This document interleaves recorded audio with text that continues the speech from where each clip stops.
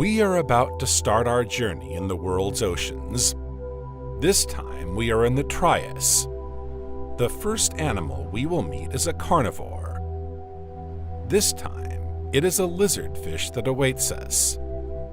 It is indeed a member of the family of ichthyosaurs. This marine reptile, which roamed the seas several million years ago now, is called Spinosaurus sicaniensis and could reach 21 meters or 70 feet long. It is one of the largest marine animals our planet has ever known.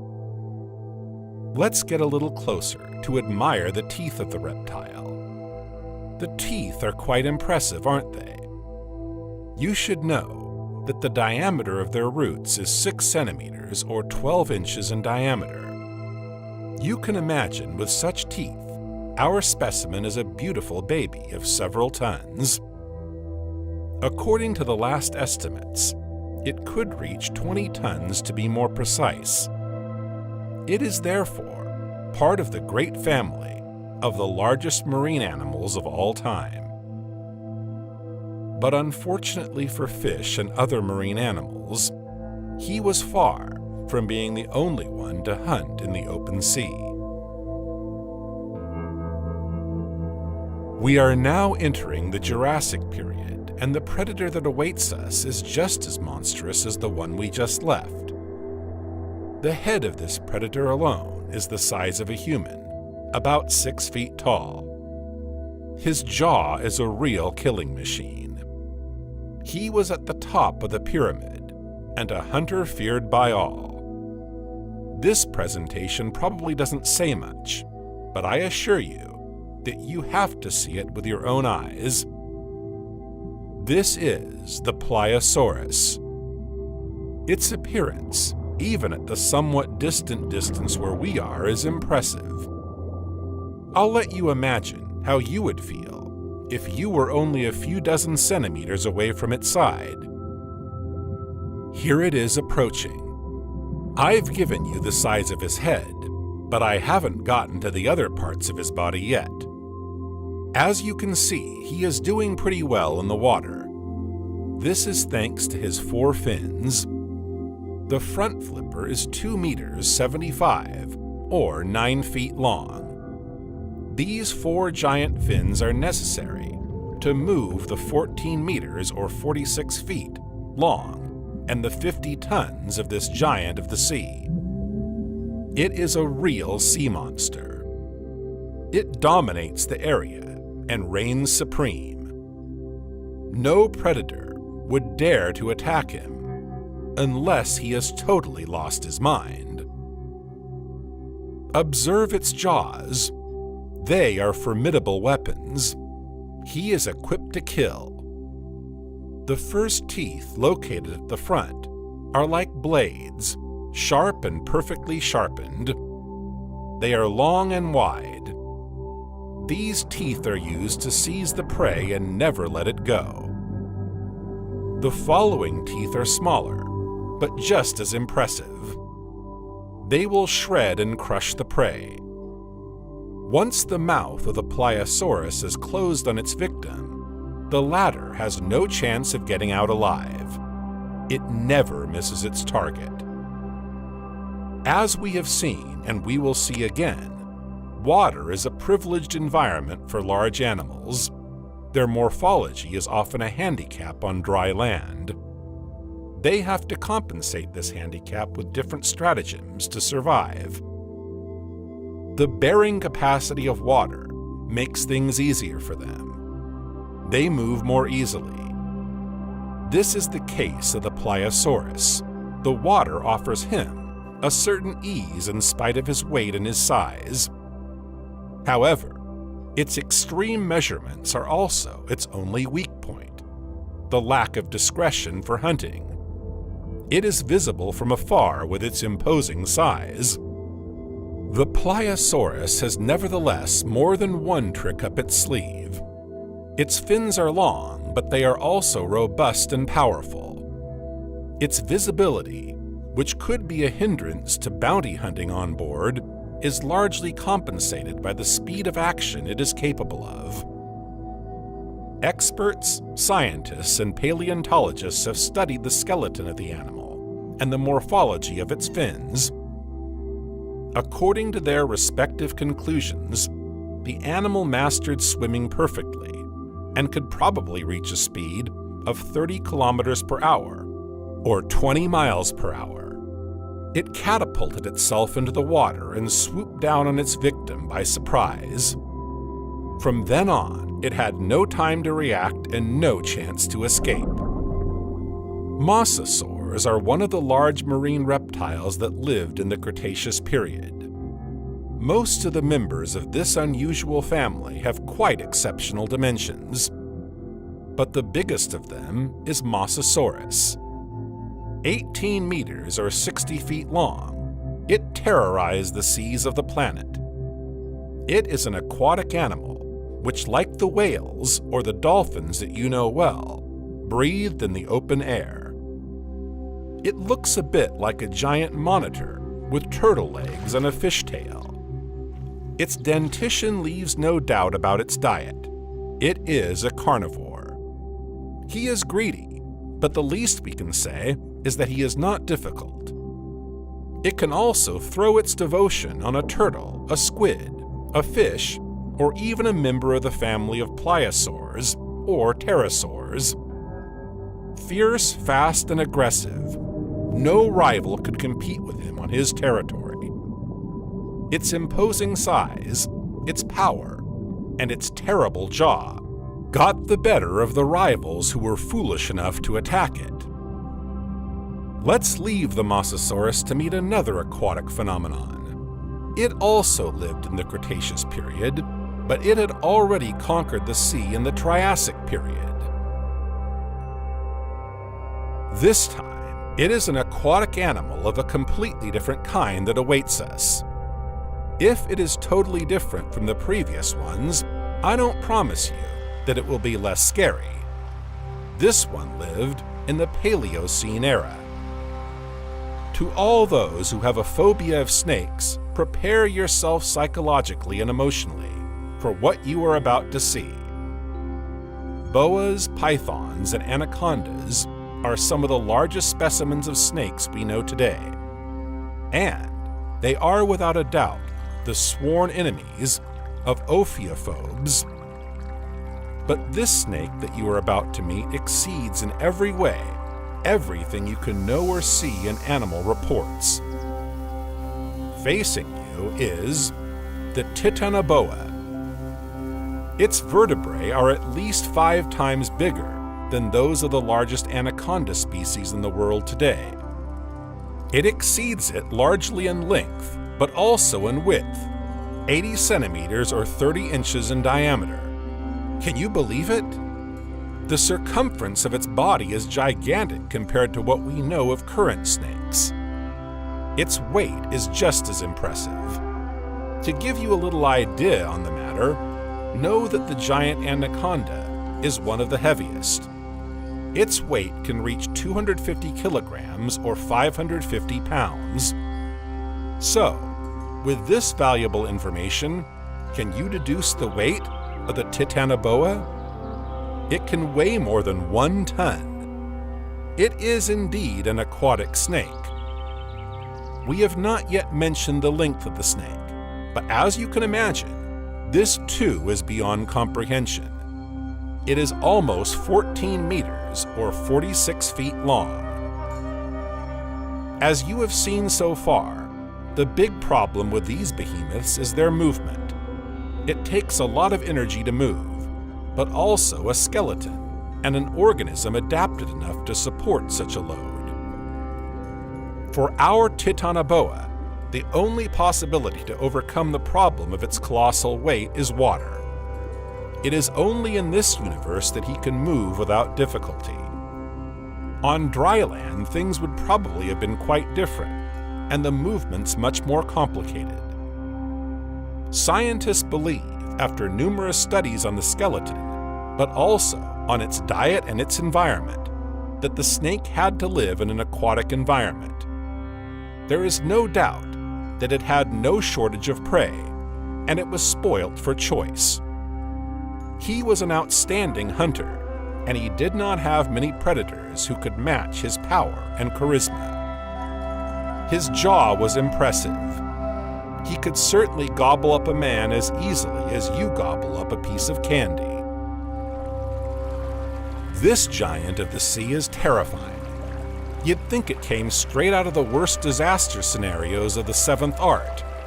However, it really existed and lived in the Miocene epoch.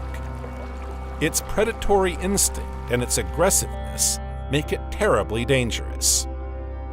Its imposing size makes it all the more formidable. 18 meters long, or 60 feet, it weighs about 50 tons, and the opening of its mouth reaches 2 meters 10, or 7 feet. It can therefore swallow a man with disconcerting ease. The megalodon has a very particular jaw. If you are brave enough, you will be able to see by approaching a little more the opening of its mouth that this one is equipped with several rows of teeth. 250 sharp blades to be precise. Then, by observing more closely one of its teeth, you can see that it is triangular in shape, very sharp and perfectly sharpened. But that's not all. You can also see that the two edges of the perfectly symmetrical tooth are serrated. Each edge is like a serrated knife. They are therefore terribly effective when it comes to killing and devouring prey. It only takes a few minutes to swallow its victim completely. To give you an idea, a baby megalodon is the same size as an adult great white shark. I let you imagine what a male or a female in its prime could do. It is therefore part of the privileged category of super predators. He is at the top of the chain and fears nothing and nobody. How about a little emotional pose next to an emblematic animal of our oceans, as incredible as exceptional? Gigantic doesn't necessarily mean dangerous. If it is the case of the megalodon, the one we have an appointment with now is as harmless as a cow can be.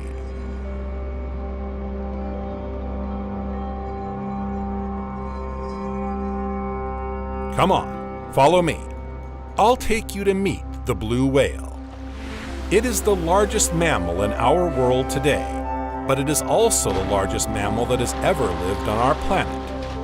It would have appeared during the Pleistocene. Yes, you heard right, the blue whale. If it is impressive by its size, it is also an animal that has been roaming our oceans for nearly 1.5 million years. It has crossed the millennia.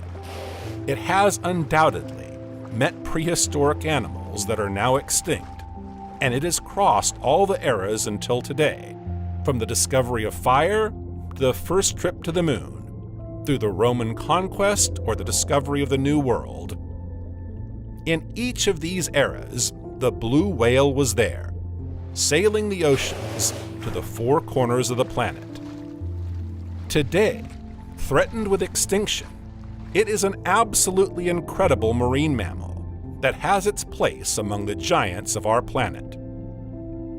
You know that it weighs a lot, but do you know its exact weight? It can reach 170 tons. Her tongue alone weighs 4 tons. Her heart weighs about 500 kilograms, or 1,100 pounds. You can imagine the size and weight of this organ. It is phenomenal. But these completely disproportionate dimensions are justified. A whale heartbeat lasts almost 2 seconds. Depending on its physical activity, feeding, diving, and other, its heart activity is modulated. The heart rate oscillates between 2 and 37 beats per minute. Measuring almost 30 meters or 100 feet long, the vascular and blood system of the blue whale is dizzying. The length strength of the cetacean's blood system is beyond imagination. In humans, the blood vessels put end to end represent nearly 100,000 kilometers, or 62,000 miles. Impressive, isn't it? In our cetacean, it can reach 1 million kilometers, or 620,000 miles. The arteries are so big that you could swim inside them. To maintain such a network, an organ was needed to match the task: a massive, robust, and powerful heart. You can hear the heart activity of the whale from almost 3 kilometers or 2 miles away. It is a music that must lull the little whale calf that travels alongside its mother. Although it is still very young, it is already almost 8 meters or 26 feet long. To help him grow, his mother nurses him. She has to feed well to produce enough milk.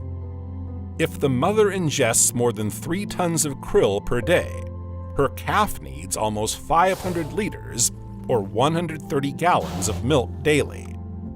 I grant you, this figure is beyond comprehension. But when you know that the calf can take up to 80 kilograms or 175 pounds per day, you need at least that much to do it. Let's get out of the water and back on dry land. In front of you stands a strange and fascinating dinosaur.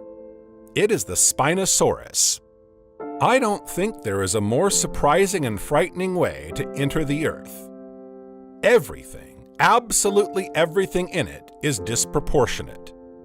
Its dorsal veil is gigantic. Just the spines on its back are the size of a man.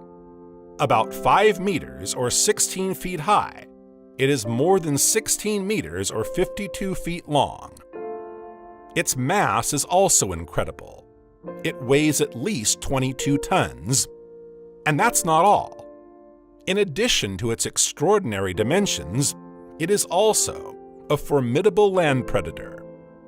Believe me, no animal wanted to cross its path. It was avoided and feared by most of the species that shared its habitat. Its jaw, like that of the pliosaurus we met, is equipped with different teeth all along its mouth.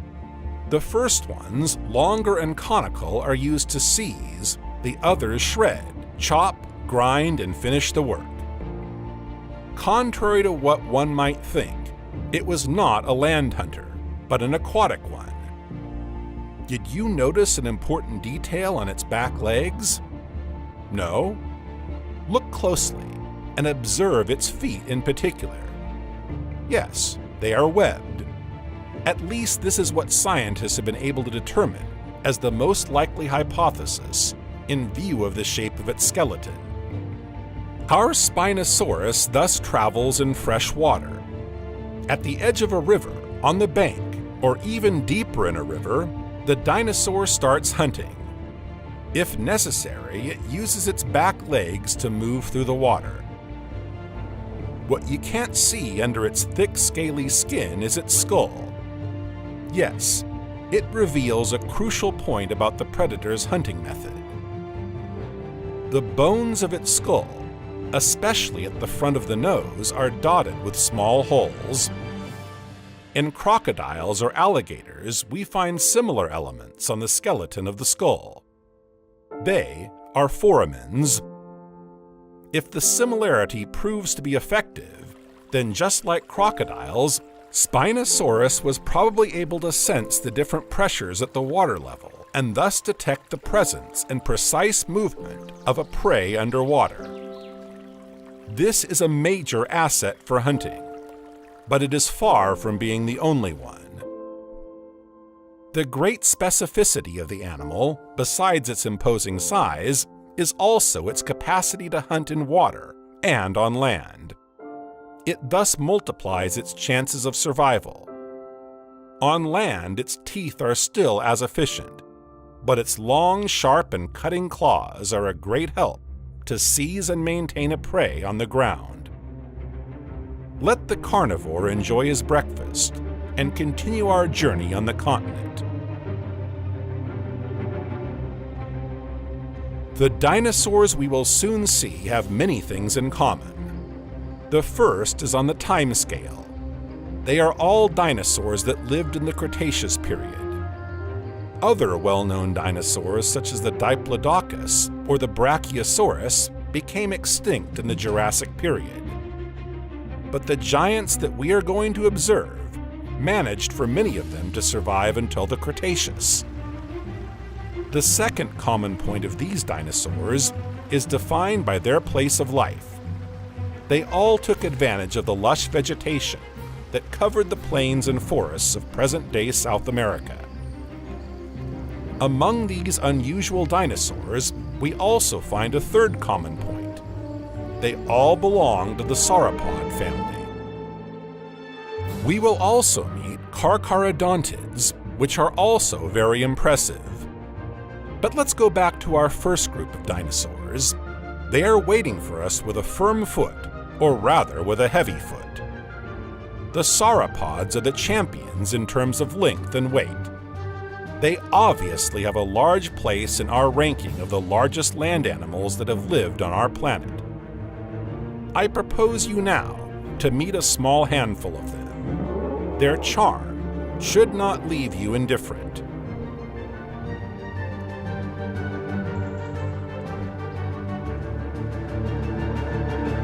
In the featherweight category of the biggest sauropods, we find Futalognathosaurus and Alamosaurus. When I say featherweight, it is of course on the scale of a South American sauropod. In other words, we are approaching 30,000 kilograms or 66,000 pounds. Futalognathosaurus is a dinosaur that likes forested plains, such as the one right in front of us. They are herbivores and need a lot of food. You'll soon understand why. But back to our lovely Futalognathosaurus specimen. This herbivore is known for the specificity of its skeleton at the neck level. It forms with other species a new group, that of Lognathosaurus. Its pelvis measures from one end to the other more than 3 meters or 10 feet. From the cervicals and vertebrae, the pelvis and elements previously studied in cousins of this type of dinosaur, it must have been almost 30 meters or 100 feet long, counting the tail. For the weight, the estimates oscillate around 30 tons. This is about the same size as another sauropod dinosaur, Alamosaurus. This one was almost 25 meters or 80 feet long, between 26 and 30 tons. Like other members of the family, it had a long neck and a long tail. Scientists believe that it was essential for its balance, but on occasion, it was used as a whip to repel predators. As you know, Alamosaurus is also a herbivore. But take a closer look at its teeth. They are not really adapted to chewing. The most probable hypothesis is that the giant had to swallow the plant elements whole, and it is the digestive system, and in particular the stomach, which carried out the whole work of decomposition. We are now going to discover the sauropods which belong to the medium weight category, i.e., they weigh around 50 tons. In this category, we find the Patagotitan and the Nautocolossus. This dinosaur, the Patagotitan, was recently discovered, but it lived for millions of years in the Cretaceous. It far exceeds anything that has been studied so far. To give you an idea of what a behemoth Patagotitan majorum was, here are a few details about its anatomy that should help you evaluate the size of our dinosaur. Its femur alone weighs 500 kilograms or 1,100 pounds and measures at least 2 meters 50 or 8 feet. If you add the other leg bones, hips, ribs, vertebrae, organs, muscles, and well, you are approaching 50 tons. The results are still in the order of the hypothesis, and the scientists are working on the analysis of the bones and the study supported by computer of its morphology.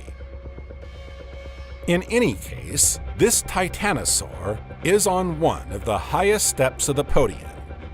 Its measurements are exceptional. One wonders how its anatomy was adapted to support such a massive weight and allow it to survive in its environment. How could an animal of several tens of meters or feet long and of 50 tons move with so much facility on the continent?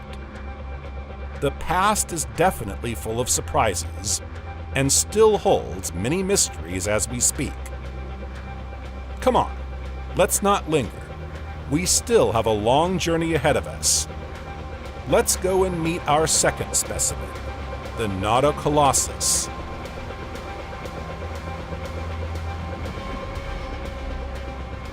Colossus is another large Cretaceous phenomenon.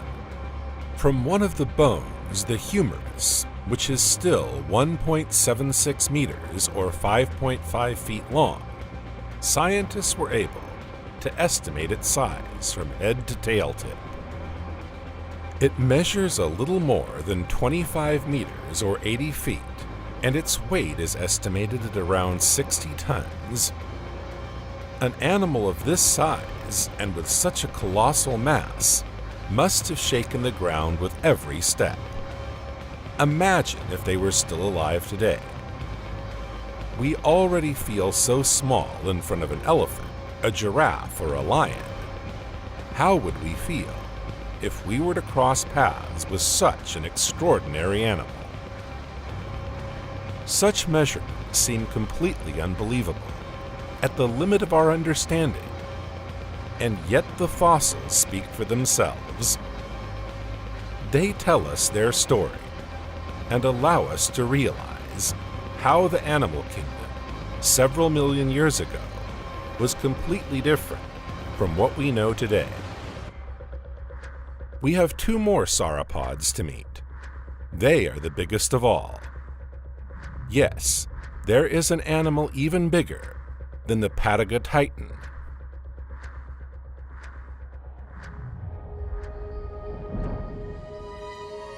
The Titanosaurus could be considered as the king of the sauropods, if we consider size and weight as selection criteria. The animals we have seen are already really huge, and yet one dinosaur surpasses them. The Titanosaurus is a giant sauropod of 35 meters or 115 feet and 80 tons. 80 tons! Some scientists believe that the largest adult specimens could even reach 100 tons. One single vertebra could extend over 1 meter 60 or 5 feet high. To give you a comparison, in humans, a vertebra is about 3 centimeters or 1 inch high on average. An Titanosaurus vertebra was the size of a 14-year-old child. If this behemoth walked around our cities, it would be as tall as a 6-story building.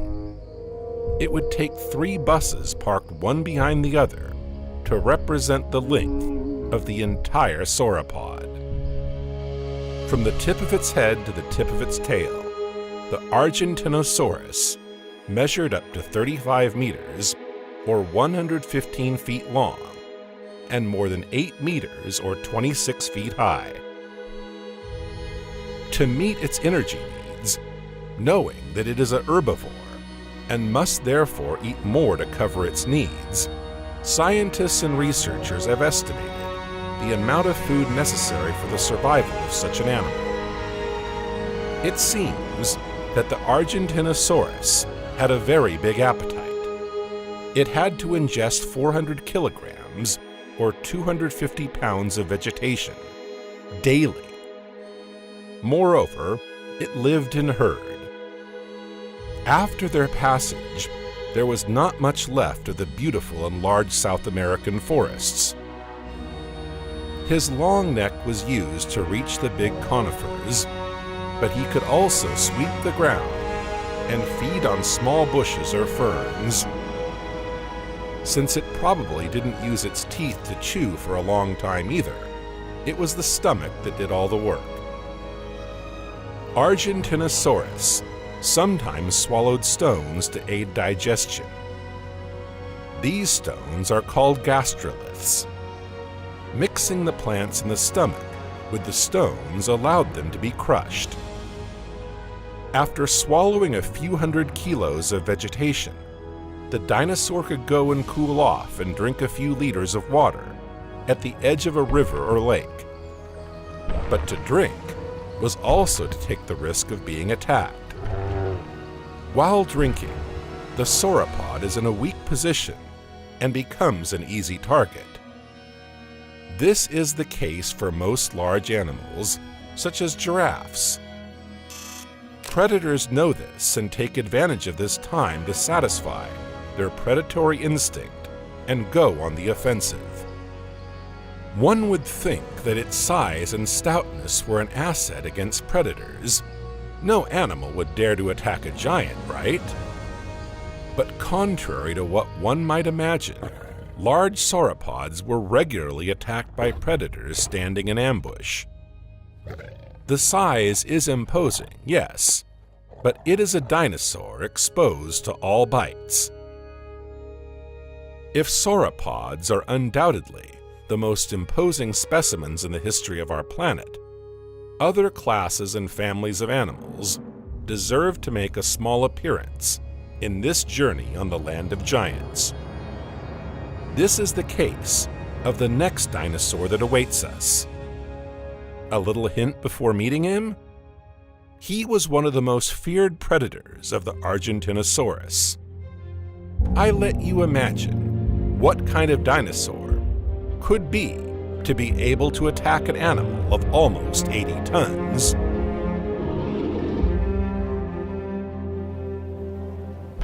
Our dinosaur of the Carcharodontidae family also lived in the Cretaceous period, along with the Argentinosaurus.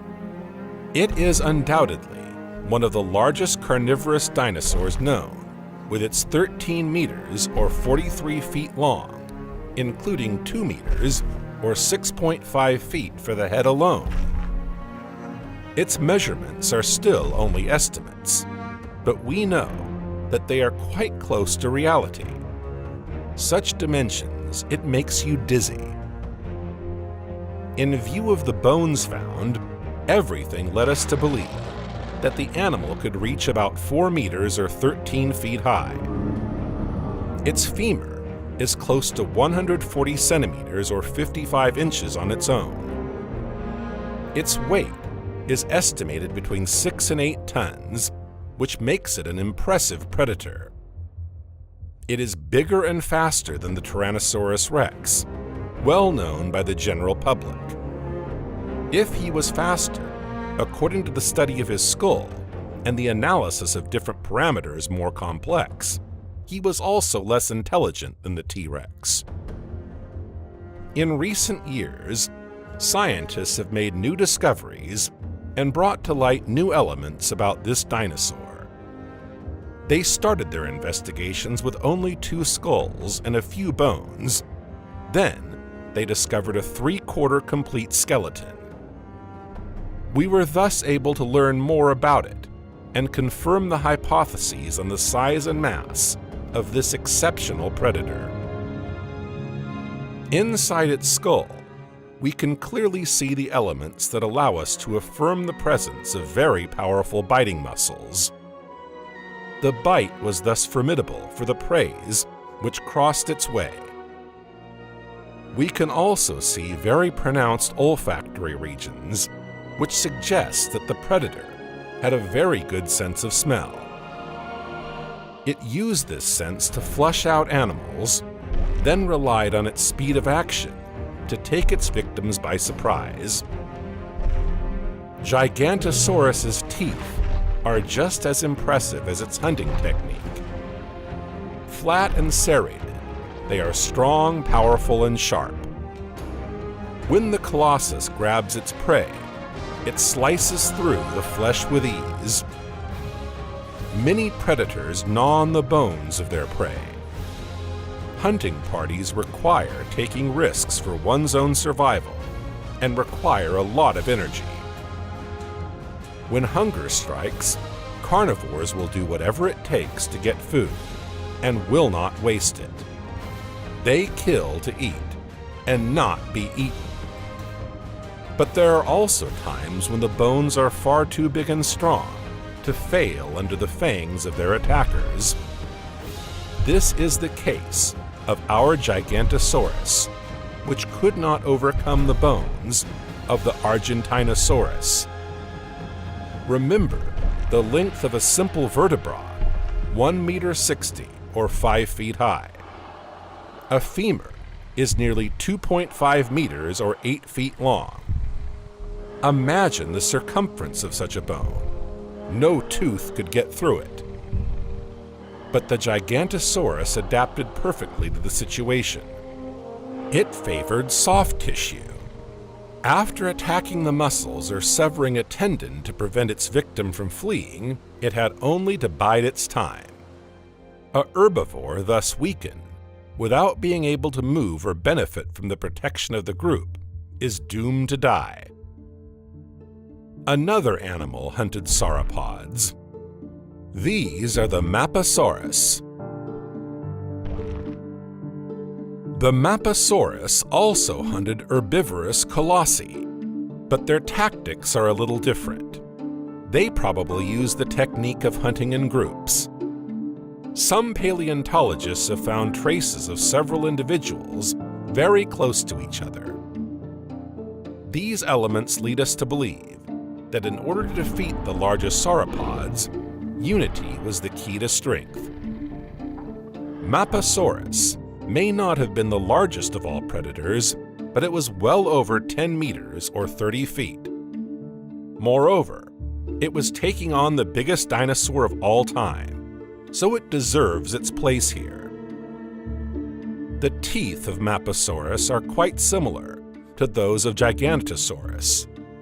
We find flat and curved teeth with a serrated edge.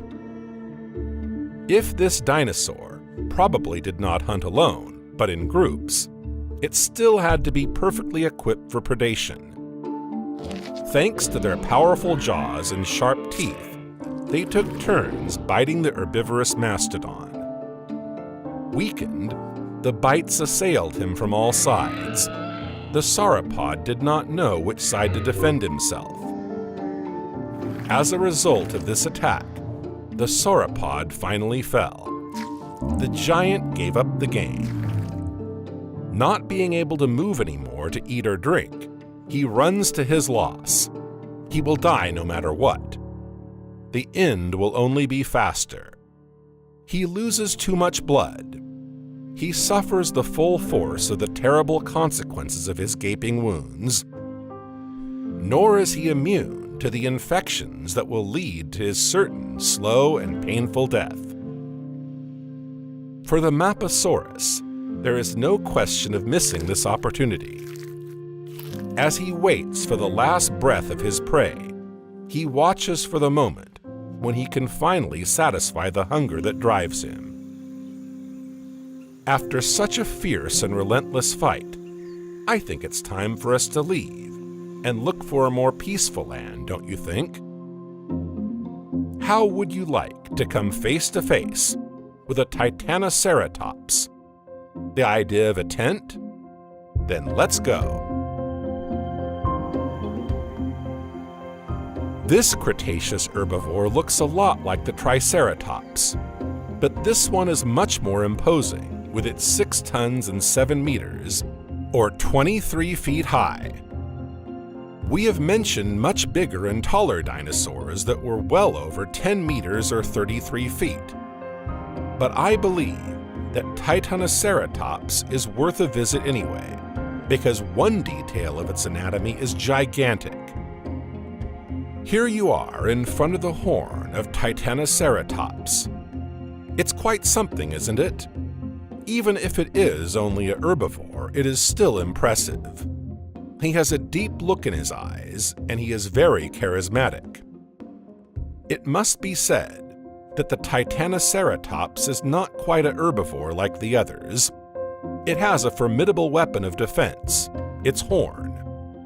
It measures at least 1 meter or 3 feet long, with a circumference of 30 centimeters or 12 inches, but it could reach much larger dimensions. The head of this dinosaur is probably one of the most gigantic of all dinosaurs. Its skull measures up to 3 meters or 10 feet. That's more than a third of its entire body. In humans, our bodies are about 8 times the size of our faces. If we had the same proportions as the Titanoceratops before us, our head would be 4 times larger. There is another dinosaur that I would also love to tell you about. Just like our Titanoceratops, it is not one of the most monstrous in terms of size, but it is an extraordinary animal and sufficiently exceptional in its category to be one of the outstanding encounters of this journey on the land of the giants. If I tell you duck, you probably imagine a very small and harmless animal splashing around in the water. However, the dinosaur we are going to see has a duck's beak, and I can assure you that there is nothing puny about it. If sauropods are numerous to have become titanosaurs, they are far from being the only ones. The hadrosaurs also have their giants. In the family of hadrosaurs, there are the ornithopods, of which Magnopolia is a part. In terms of size, it is even at the top of the list. It measures about 15 meters or 50 feet long, according to estimates, and can reach a weight of 23 tons. Our beaked dinosaur plays in the big league. Unlike the Titanoceratops, in the Magnopolia, it is rather the tail that is totally disproportionate. Indeed, it represents almost half of its body. If Magnopolia was equipped with a tail so long and so broad, it is because this one was a great utility to him in water. To propel such an important mass, it is necessary an adapted anatomy. The beating of the tail allows him to move in the water. It's time for you to progress a little more on the time scale. Here we are, in the Oligocene epoch. It is here that a fantastic being awaits us. When we talk about giants, we immediately think of dinosaurs. It is true that many of them are part of it, but they are not the only ones. Some have tamed the sky or the seas. Others, a little less known, have also walked the earth. These are the mammals. Look, right in front of you stands a member of the rhinoceros family without horns. Meet the paraceratherium. This all-round champion of mammals is over 7.5 meters, or 24 feet tall, and weighs almost 21 tons. This large herbivore feeds mainly on leaves. It appreciates the open forests which facilitate its movements, and acclimatizes rather well to the sometimes wet and sometimes dry conditions. To survive, it needs to ingest large quantities of plants. It is therefore thought that the animal had to move regularly and over long distances to cover its needs. However, to move when one is more than 20 tons is not an easy task. Even a slow walk requires a lot of energy. To support such a weight, the legs of the paraceratherium were equipped in such a way that the load is balanced and the shocks are absorbed. Look closely at the animal's front foot. You see its foot is flat, quite wide, and above all has 3 nails that look like hooves in the front of the foot. What you don't see, however, is the pad at the back of the foot. The pressure when walking is very important. The foot must compensate for this pressure to avoid pain and injury. An animal of this size, if injured and unable to move and follow the herd, is certain to die. It can no longer move to feed itself and becomes unable to defend itself. These different characteristics serve as protection. They are solid and robust bases to support its body mass and to put it in movement. But in the air as well, other specimens just as big and even more impressive have also evolved.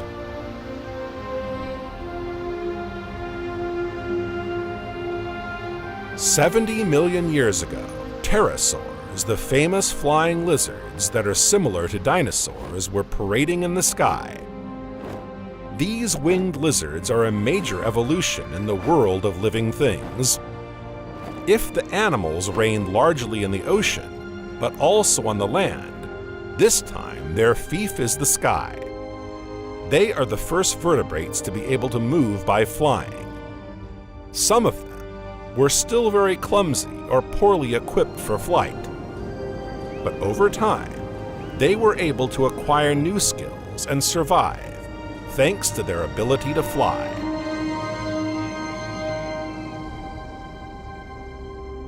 If most of the pterosaurs had reasonable dimensions, others reached exceptional measurements. This is the case of the one I want to present to you now. It is admirable and deserves to open the ball of the giants of the sky. Our pterosaur is almost 5 meters or 16 feet high. To give you an idea of what this represents, the bird, if it moves on the ground in a standing position, would compete with a giraffe. Imagine a flying animal the height of a giraffe. It's hard to imagine for 1 minute that a bird could look a giraffe straight in the eye. And yet, look how incredible nature is. Here he is in the sky parading. Its wingspan, even from here, is impressive. It spans 11 meters or 36 feet, more than twice its height. Its beak is just as respectable, with its 1 meter 50 or 5 feet long. A question is probably on your mind at this moment. How could such a specimen fly, and especially take off from the surface? This is a very good question. The most experienced scientists and paleontologists in this field have also asked themselves this question. They have worked on the subject and made an astonishing discovery. Unlike some large birds that ran to gain enough speed to take off, the Quetzalcoatlus was unable to do so. So this is not the process that the giant pterosaur used. Do you have any idea? Then look, and especially observe well the technique of this giant winged lizard. He is going to make a jump, a giant leap. He manages to take off from almost 2 meters 40, or 8 feet high. Proportionally, on a human scale, that's like propelling yourself on the spot, well above your hips. The high jump is an Olympic discipline in which many athletes perform, but they need momentum, speed. The pterosaur jumps the equivalent of half its height without the momentum of speed. It is from its tendons that it draws energy. It stretches them to their maximum and then releases them with a sharp blow. His tendon works a bit like a crossbow. It stretches slowly and then releases with a snap, which causes the propulsion. When the pressure is released, the energy released is impressive. Thanks to this leap in the air, it can flap its wings hard enough to give it enough impetus to take off. This is called a propulsive vertical takeoff. Now let's see how another super pterosaur, Hatzegopteryx thambema, fares in flight.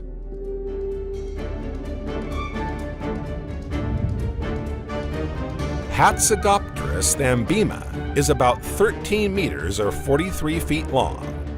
If he were to walk on the ground today, he too could admire a giraffe, but he would have to tilt his beak slightly to look into its eyes.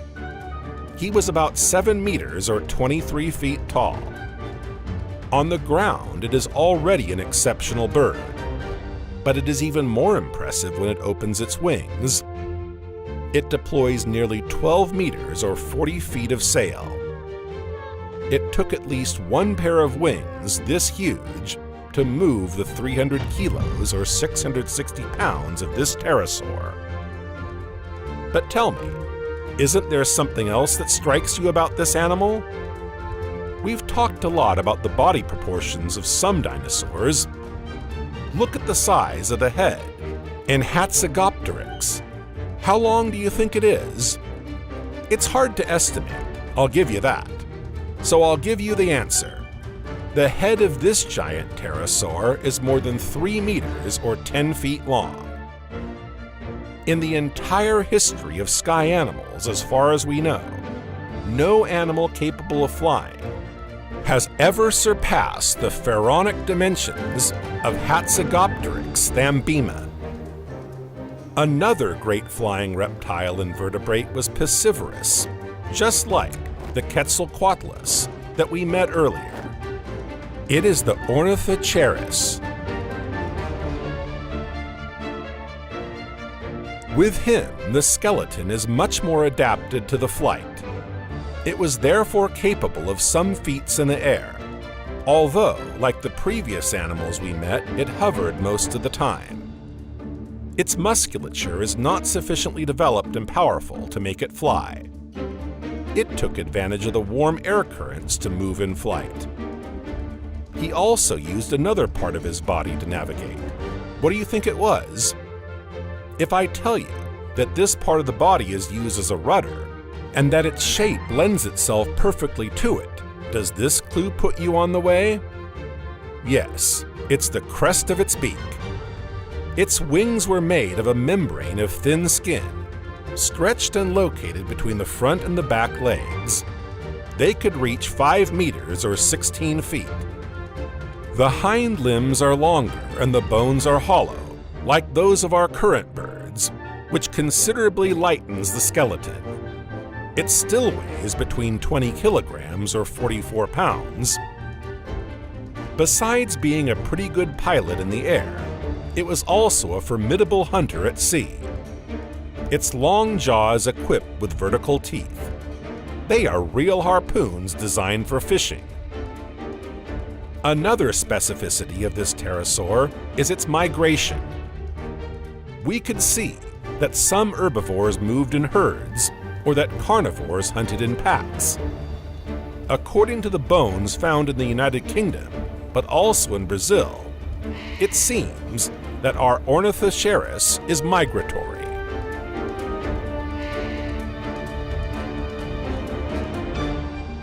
The body of Pelagornis sandersi, which lived nearly 25 million years ago, is the size of a standing human, about 6 feet tall. We feel so small against many mammals or some reptiles, but rarely against a bird. Imagine that. If it lands next to you, it can stare you right in the eye. Its wingspan is even more impressive. Do you know the Andean condor, a vulture from the Americas, or the howler albatross, which lives mainly in the southern hemisphere? They have one thing in common: their wingspan. They are the largest birds in the world. When they open their wings, from one point to the other, a distance of nearly 3.5 meters or 11 feet separates them from each other.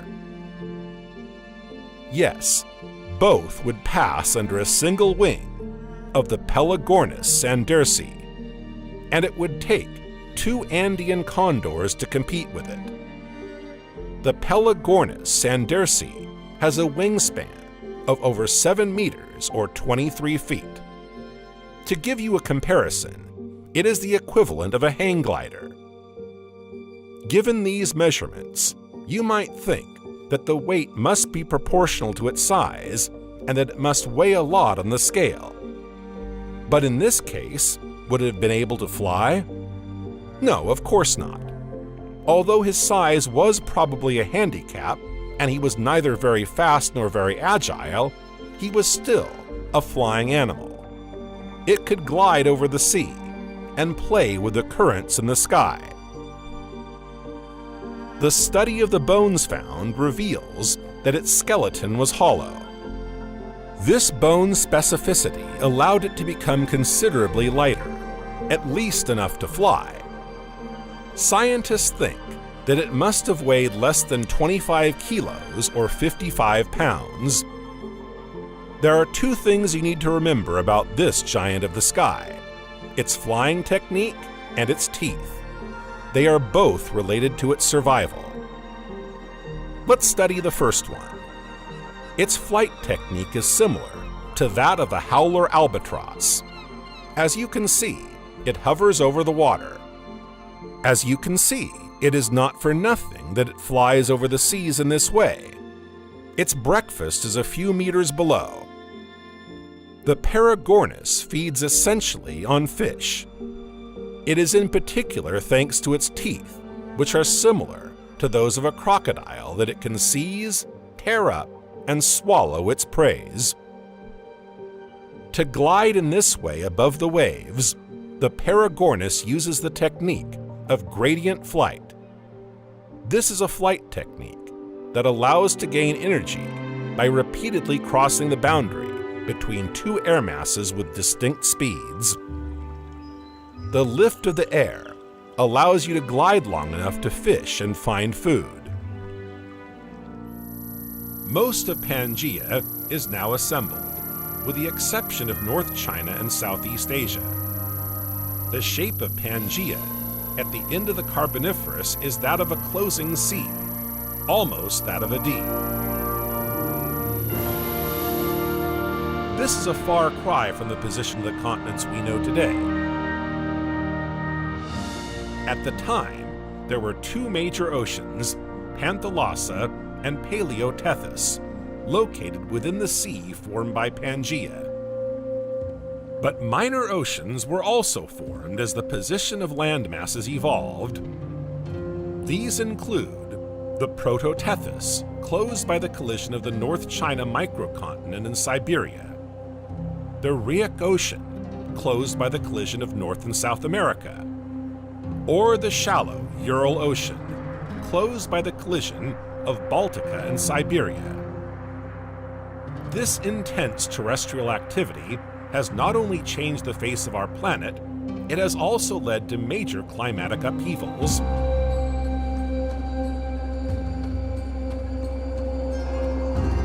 The intense erosion that accompanied the formation of the Hercynian chain, coupled with lush vegetation, notably the famous Carboniferous coal forests, reduced the amount of CO2 in the atmosphere.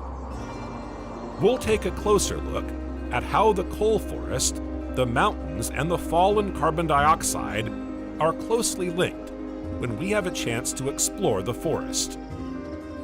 For now, what we need to understand is that the climate changes during the Carboniferous period. Everything in nature is interconnected. You've seen this time and again in these videos and on our various trips. Falling CO2 levels inevitably have an impact on the planet. The Earth's temperature drops with multiple consequences. The climate becomes markedly different. It's not a real fracture, a drastic change, but there are significant changes nonetheless. The continental landmasses of the South Pole, for example, are covered with ice. It was mainly during the second half of the Carboniferous period that the climate cooled again. Gondwana, in the high latitudes of the southern hemisphere, is now partly covered in ice. This glaciation continued into the Permian. Laurasia, on the other hand, was located at low latitudes and was not affected by this cooling. While temperatures are falling, particularly at the South Pole, since southern Gondwana is completely frozen over, other regions are characterized by higher humidity and warmer temperatures. In other words, there is a real demarcation between certain terrestrial regions. Until now, we haven't really had the opportunity to observe a zonation phenomenon like this on Earth. Another point to know before tackling the Carboniferous in greater depth: the ocean situation. Remember, in the Devonian we talked about the drop in sea level, which led to a major radiation of fish. At the beginning of the Carboniferous, things were reversed. This time the sea rose and overflowed part of the continent. This is known as the epicontinental sea. This major transgression spread the warm waters of the Paleotethys over the continental shelves. For the underwater world, this phenomenon is a veritable springboard for life. Indeed, these warm waters will once again encourage the expansion and development of coral reefs, essential shelters for marine biodiversity. Last but not least, rising water levels on the continent also mean the formation of swamps. Warmth, humidity, and rich soil are the winning combination for vegetation to thrive. This is what led to the exponential growth of vegetation during the Carboniferous period. Until now, the Earth has never known such a dense vegetation cover. This is one of the main events that defines this pivotal period for life on Earth. To give you an idea of what these swamp forests looked like, they are very similar to the forests of the Mississippi today.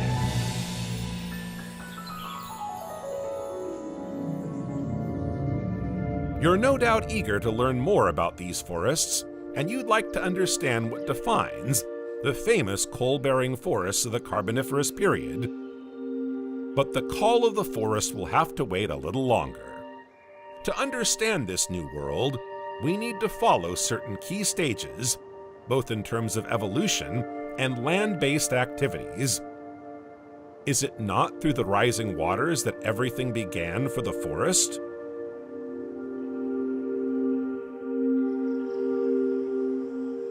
We've talked about forests, and you're probably thinking that life is teeming on the continent.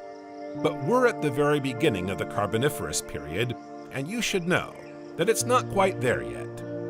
We've just come out of the Devonian, and things are slowly coming back to life. Remember, during the Devonian period, life is indeed booming in the ocean. All this little world proliferates in the warm, luminous waters without thinking for a second that things are about to change radically. At the end of the Devonian, however, a great extinction struck the planet once again. The first had taken place in the Ordovician.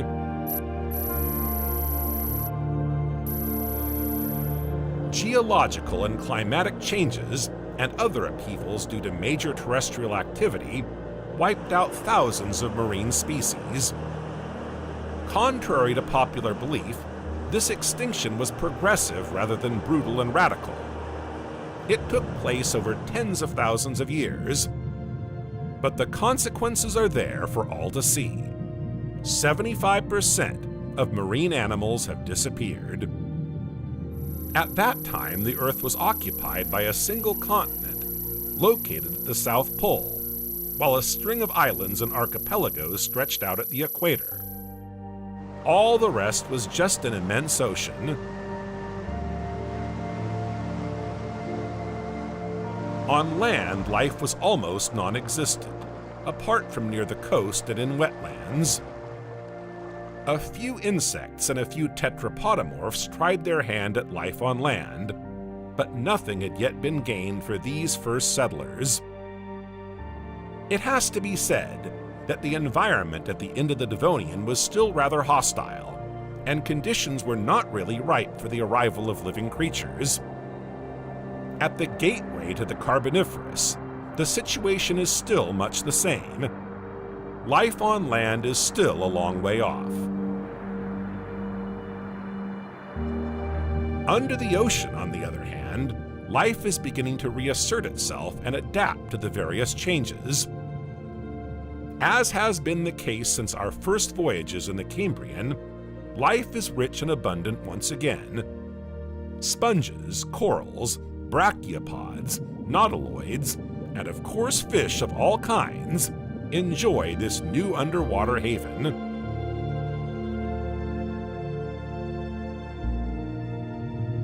Let's take a look at a typical Carboniferous seascape. What plant and animal species inhabit this underwater setting? First of all, as you now know, the epicontinental sea that formed in the Carboniferous favored the creation of a new biotope. The waters here are shallow, 200 meters or 700 feet at most. But this region of the ocean benefits from the sun's luminosity and warmth. Corals quickly establish themselves here. Everything is in place to encourage their growth. Whether solitary or colonial, they build extensive reefs in the warm waters of the Paleothis. These in turn encourage the expansion of other species.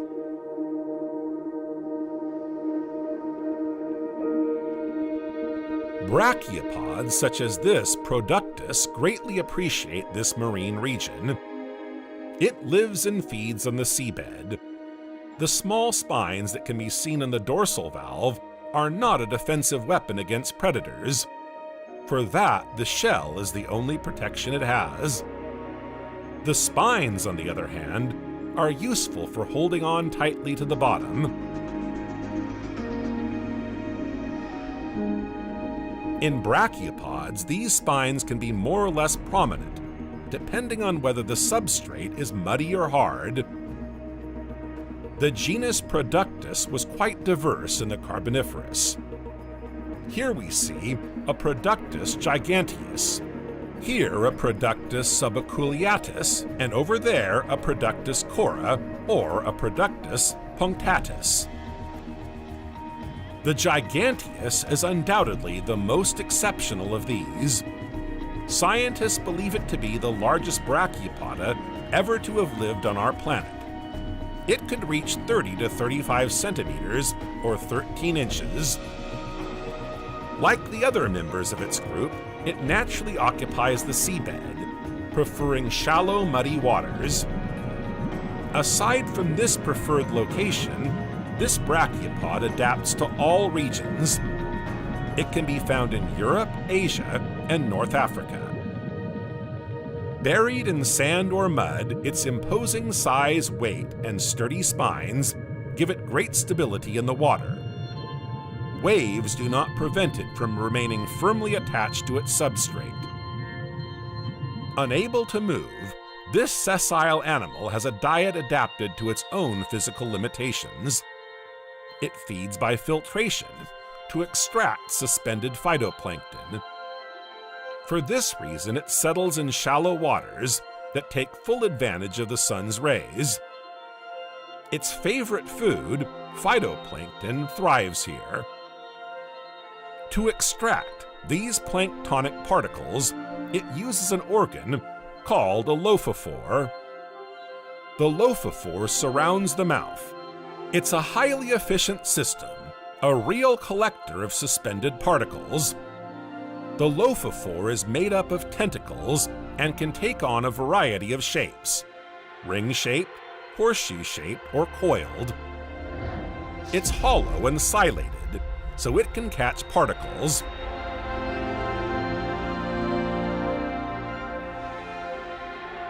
One problem with being fixed is reproduction.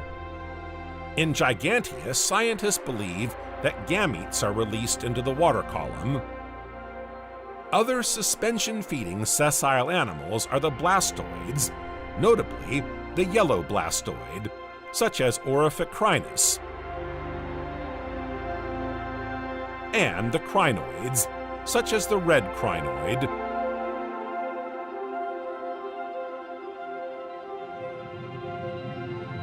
Let's start with the blastoids. These are part of the so-called echinoderms.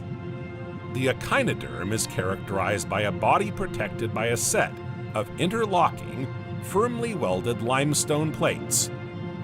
These plates form what is known as a theca, a hard, mineralized, very solid envelope.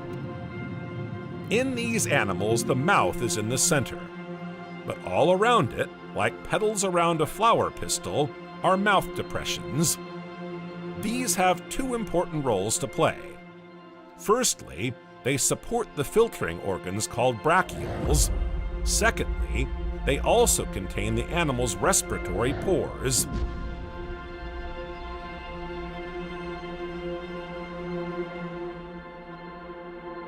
This is not the only echinoderm present here. Another member of this group evolves very close to our blastoid. Do you notice it?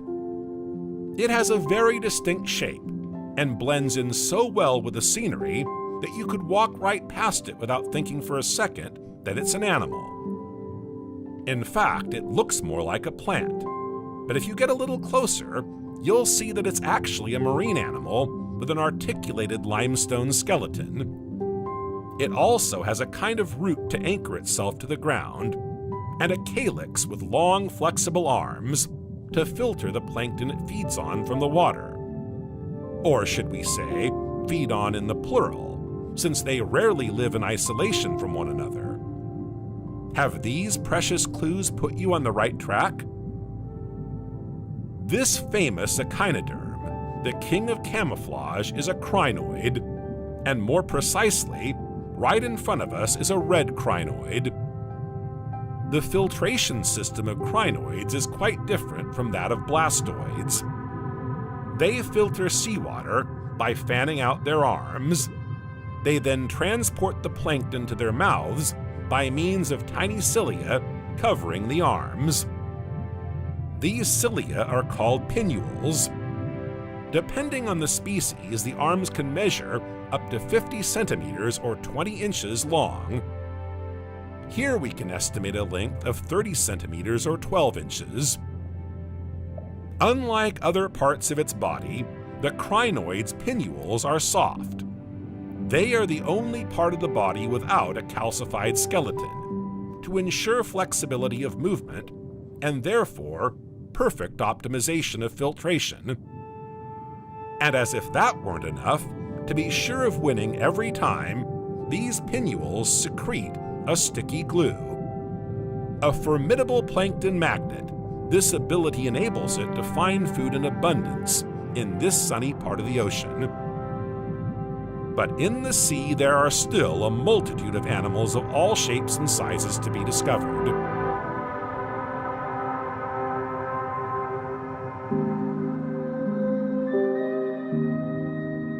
Take this mollusk, for example. It's a cephalopod, to be precise.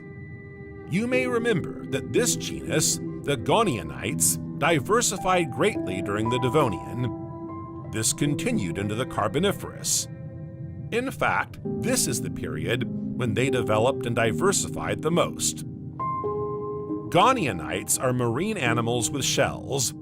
Their shells are highly distinctive.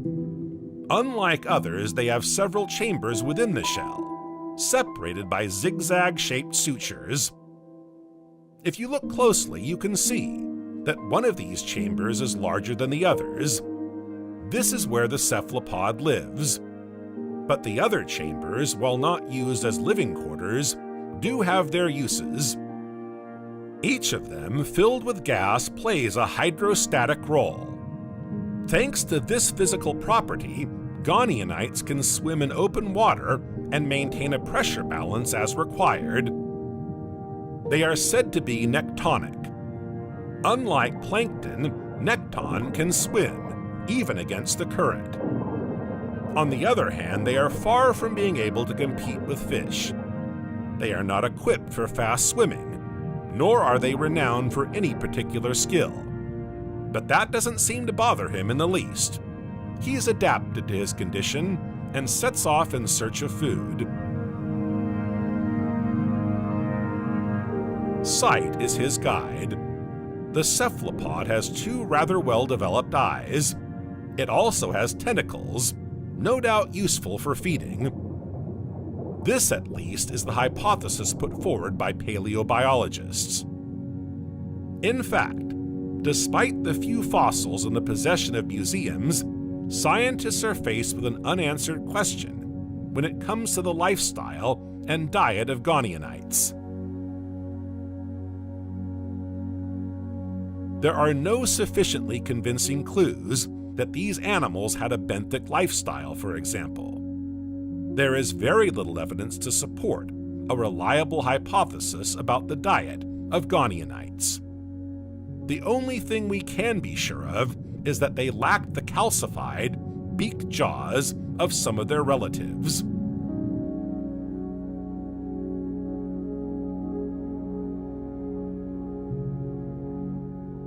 We can therefore rule out hard-shelled and shell-bearing animals from their diet. While many marine species take advantage of these shallow waters to diversify, some are in decline. The number of marine arthropods has fallen drastically. This is particularly true of trilobites. But some are luckier than others. Some arthropods, for the time being at least, endure despite the difficulties facing the genus. This is a megarachne, a eurypterid. Aquatic or semi-aquatic, we don't really know. It measures nearly 60 centimeters or 24 inches when its legs are extended. But we'll meet it a little later in the trip. Not far away, a little deeper, we should be able to spot other marine species. As we were saying, marine animals come in all shapes and sizes. As you can see, the corals are home to quite different species from what we've seen so far. This time, no shells, no calcified skeletons either, but fins. Look, here we are in front of a shoal of Uranothus. They seem to enjoy swimming in the midst of these days of yellow blastoids and red crinoids undulating in the current. Unfortunately for these fish, they'll have to postpone their nautical activities and think about protecting themselves quickly from the approaching predator.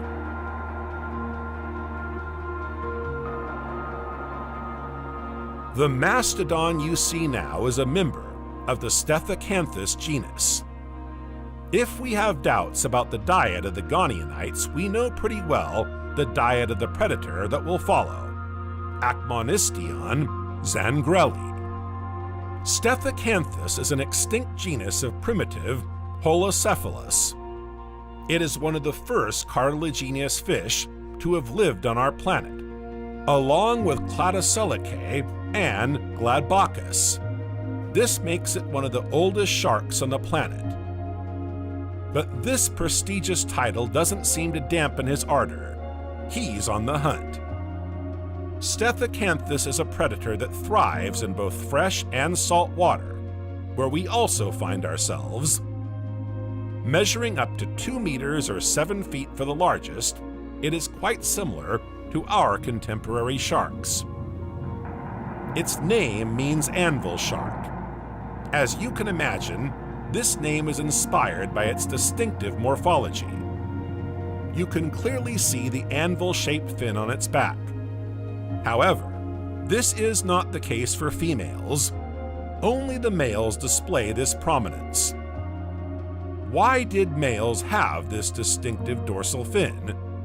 There are 2 possibilities. The first suggests that it was used to attract the attention of females. The second suggests that it was an advantage for males when they had to fight each other to establish their position and conquer a female. This primitive shark lived in shallow waters, mainly coastal areas. It feeds on crustaceans and mollusks, but also on fish. Contrary to popular belief, not all cartilaginous animals are sharks, nor are they all large fish. To understand this, let's go a little deeper into the ocean. The fish we're about to meet are particularly fond of the deep sea. Here we can observe a school of Falcatus, another holocephalus. It has very large eyes. Do you know why? It's very dark here. We're no longer in the photic part of the ocean. These big eyes are very useful for seeing clearly in such darkness. It also has a homocercal tail fin. The caudal fin is located at the rear end of the fish. There are 4 forms of caudal fin. The homocercal form means that it is symmetrical with 2 equal lobes. The caudal fin is remarkably well developed in Falcatus. In other words, he must have been an outstanding swimmer. The shrimps that move here and there will undoubtedly serve as his breakfast. He loves these little creatures.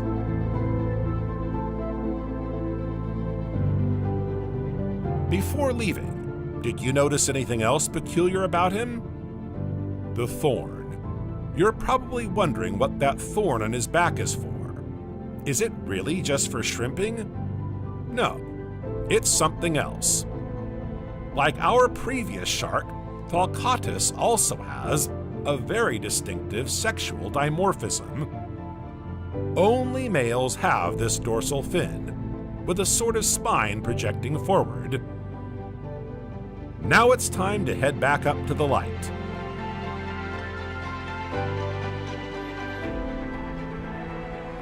It's nice to be back in a more familiar landscape, illuminated by the sun's rays breaking through the surface. We see corals, algae, echinoderms, blastoids, and many other small marine animals. Suddenly, the ocean is much more welcoming and reassuring. A few mollusks, crustaceans, and a variety of small fish wander through this thriving ecosystem. But small prey galore also means predators on the prowl. One of them is approaching, and the weaker ones are already panicking. They're right to be scared. There are big marine predators in the Carboniferous. Here it comes. This one belongs to the genus Chondrichthyans, i.e. cartilaginous fishes, and to the group of elasmobranchs that include sharks, rays, and sawfish in the order Selaceae. Unlike sharks, it does not belong to the Selaceae order, but to the Tenacanthiform, which means dragon shark. Sharks and dragon sharks have much in common, including 5 to 7 pairs of gill slits opening individually outwards, rigid dorsal fins, and small, placoid scales on the skin. The major difference between the two lies in the dorsal fins. These are made up of spines. The spines on the fins of Dracopristis, the specimen in front of us, were very large, measuring just over 55 centimeters or 22 inches long, i.e. around 25% of the total body length. Lurking at the bottom of the water, Dracopristis had to watch its back and protect itself from danger. Semi-buried in the ground, it can easily be attacked by a more powerful and imposing predator, such as Glycmanius occidentalis. Thanks to its famous prominent spines, it can counter attacks. The surprise effect when the predator rubs against the thorn in its mouth can give Dracopristis a few seconds to react. Dentition and mouth opening also present some distinctions between Selaceae and Tenacanthiform, or if you prefer to call them that, between sharks and dragon sharks.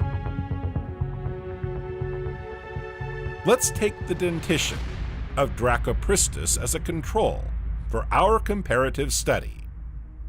Its teeth are adapted to seize and crush its prey. The dentition consists of a long blade-like tooth, surrounded by numerous short fork-like teeth. It has 12 rows of teeth. Its teeth are designed to catch food and swallow it whole. There's no room for chance. the victim has very little chance of escaping alive. Sharks also have several rows of teeth, but they have a different shape, and there aren't several small teeth around a large blade, as here. The opening of this lethal weapon is also larger in tenacanthiform, i.e. in Dracopristis, than in sharks.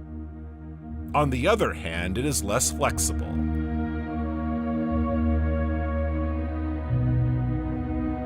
Many sharks inhabit the ocean. We've already seen several types, as well as closely related creatures.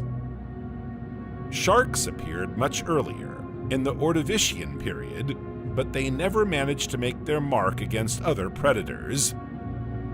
The Carboniferous period is known as the Golden Age of Sharks. It was their extinction at the end of the Devonian period that allowed them to become the kings of the ocean. The extinctions, so to speak, cleaned up the big predators. A vacant spot in the ocean was quickly filled by the shark group. They were then able to dominate the marine waters and give birth to a whole variety of forms as they diversified.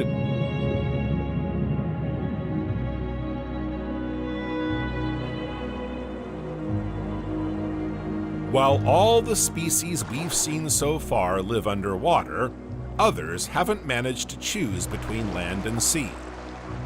Amphibians, or at least some of them, seem to enjoy both environments without distinction.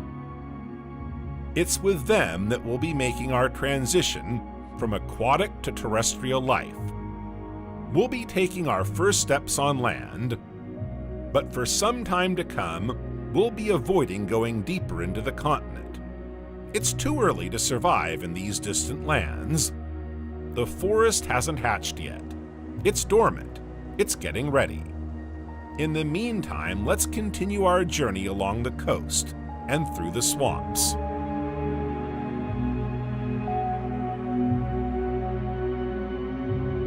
How did amphibians come to divide themselves between two worlds? By the end of the Devonian period, we had witnessed a major radiation of fish. Several hypotheses have been put forward as to the causes of these changes and evolutions.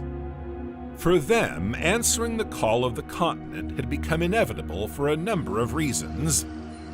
Scientists point to two main plausible causes: to protect themselves from new predators, notably sharks, and to get around in waterways where the water level is very low and the tangle of branches and roots greatly hinders movement. Don't forget that the forest is gradually but surely taking root. For the moment, it can only do so in wetlands. This is a good thing for life on the mainland, but it does make things difficult for some fish. To get out of this predicament, these swimmers are starting to develop legs. Of course, at first, they're more like pseudopterans, but the machine has been set in motion. Without this evolution, there would probably be no amphibians, reptiles, birds, or even mammals on Earth. The appearance of legs brought with it a veritable revolution in the animals that would soon populate our planet. Alongside legs, the ability to breathe out of water was also discussed. Without this ability, walking on land would have been utopian. Sarcopterygians, bony fish with a swim bladder, a lung in short, are going to divert this organ from its original purpose. Initially dedicated to maintaining equilibrium in the water, lungs can now also be used to breathe the oxygen contained in the air. Nevertheless, these animals of a different kind still need the aquatic environment to live. Exclusive terrestrial life has not yet been fully conquered. The question of reproduction and the fragility of the egg, for example, is one of the reasons why exclusive terrestrial life is impossible. That's where we left off in our investigations at this stage in the evolutionary process of fish, and pre-amphibians at the end of the Devonian, let's resume our study of this conquest of the land with the now much more developed amphibians of the Carboniferous. The amphibians of this period are known as stegocephali, meaning head with plates. We're going to have to find them. Their morphology is quite remarkable, but they also know how to blend into the background.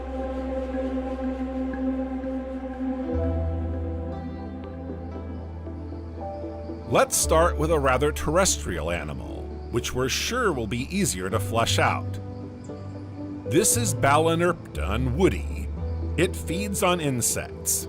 We should be able to find them in the vegetation cover near this stream. Well, here's one.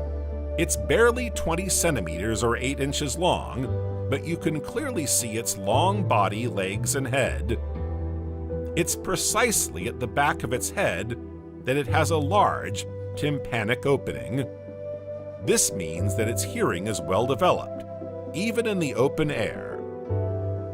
Unlike some specimens found at the end of the Devonian period, our Balaenoptera has very strong bones. He's quite capable of supporting his weight and his movements out of the water. He looks like a salamander. His head, rather round and flat, but also his posture, give him this apparent resemblance. It has around 40 teeth on its upper jaw and 20 on its lower, making it an accomplished carnivore. Insects are its favorite diet. It was one of the first temnospondyls. This group has long withstood the many changes on our planet, and even certain biological crises. It survived until the Cretaceous period, when it was present on Earth for almost 220 million years. They lived much longer than the dinosaurs, for example, which are often used as a benchmark for comparing longevity. Let's continue our exploration. We're approaching a swamp.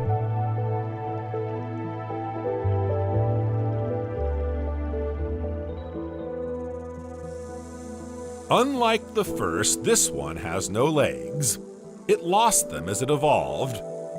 This may seem totally implausible to you, but tetrapods have repeatedly lost and regained their limbs over the course of biological evolution.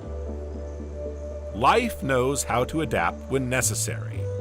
Tetrapods are no exception. But let's get back to the swamp and the animal we're concerned with. It's an Ophiderpeton. It looks more like a snake and is quite long, close to 70 centimeters or 28 inches when fully grown. Now that you've got his picture in your head, you shouldn't miss him. Yes, it's really him. Ophiderpeton brownreyi. It has no fewer than 230 vertebrae. His large forward-facing eyes guide his hunt. He hides in the hollow of a burrow and comes out when hunger strikes. Insects, worms, millipedes, anything of reasonable size will fit in its mouth. Other amphibians also live in the area, but you have to leave the marshy area and approach the lake to catch a glimpse of them. You'll see that this body of fresh water is also teeming with life. This is Microbrachus. He too looks like a salamander. However, it has a total of 40 vertebrae and short limbs. This skeleton is not conducive to swimming. It does, however, manage with a body undulation system. It's not fast, but the technique is effective. In addition to the salamander, Microbrachus also closely resembles the axolotl. Do you notice the little membranes on the sides of its head? These are the remains of its larval gills. He keeps them as an adult.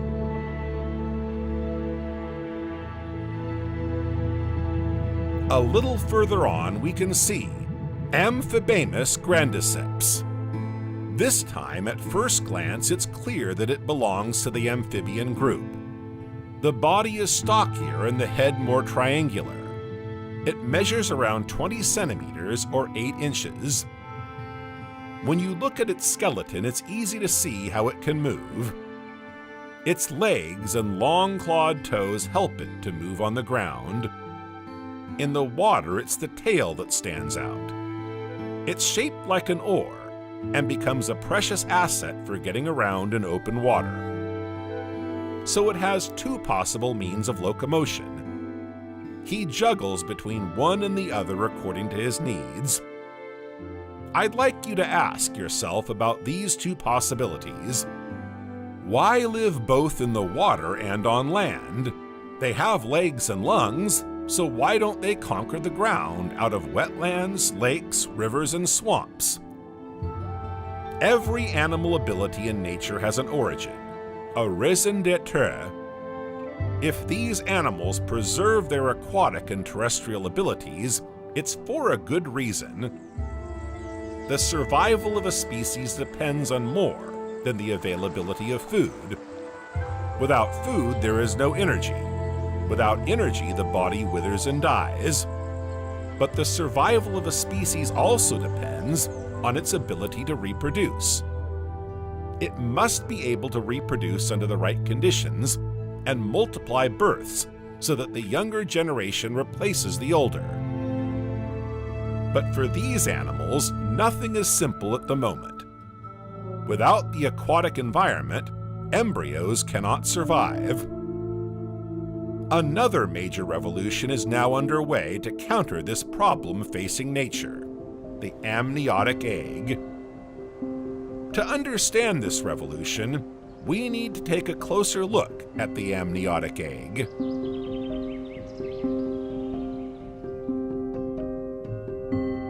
Here's a Hylonomus laeli, quite similar to our present-day lizards, and one of the very first amniotes. The amnion is a protective envelope. Inside is the embryo, of course, but also the amniotic fluid. In other words, it's as if the liquid environment has invited itself into the egg. The embryo is protected in this precious liquid. It can develop without fear. The amnion protects the embryo liquid unit. External pressure and desiccation are no longer an obstacle to the birth of life on Earth. An egg can finally survive on dry land. Beings like Hylonomus laeli can now move away from wetlands and into the forest. Their bodies have also adapted to this new way of life. Look at the skin. It no longer looks as moist or even vicious as the previous amphibians we met. It's drier. It's also tighter, making it easier to fight dehydration. In other words, when Hylonomus approaches a watering hole, it's only to drink when it's thirsty, but not for breeding purposes. Hylonomus wasn't the only amniote to live in the Carboniferous. Petroleucosaurus is also widely present. It's an important encounter because, according to some scientists, it's one of the oldest diopsids known. It may even have given rise to crocodiles, dinosaurs, and since birds are descended from it, even birds. In fact, diapsids are a clade of amniote tetrapods from the sauropsid clade, which includes all present-day birds and reptiles.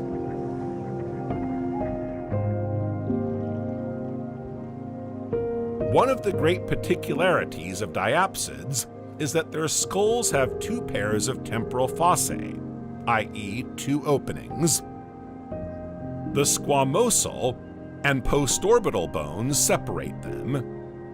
These openings allow the jaws to lock in a closed position, giving them greater strength when bitten.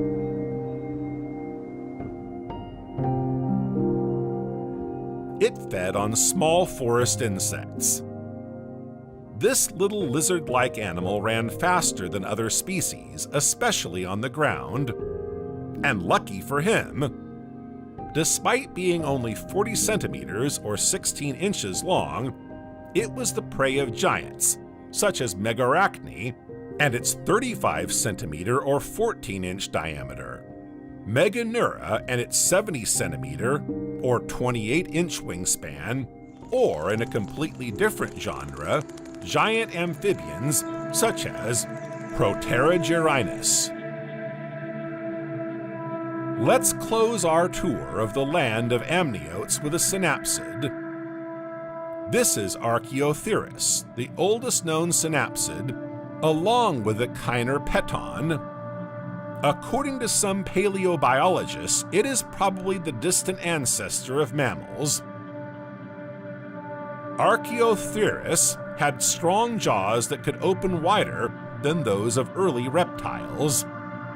While its sharp teeth were all the same shape, it also had a pair of canines that were more enlarged than the other teeth.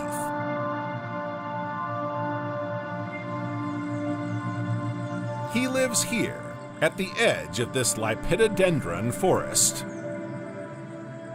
Speaking of forests, I think it's time we learn more about this new plant cover, don't you? Judging by the landscape in which this Archaeopteryx is growing, it seems to have developed quite well.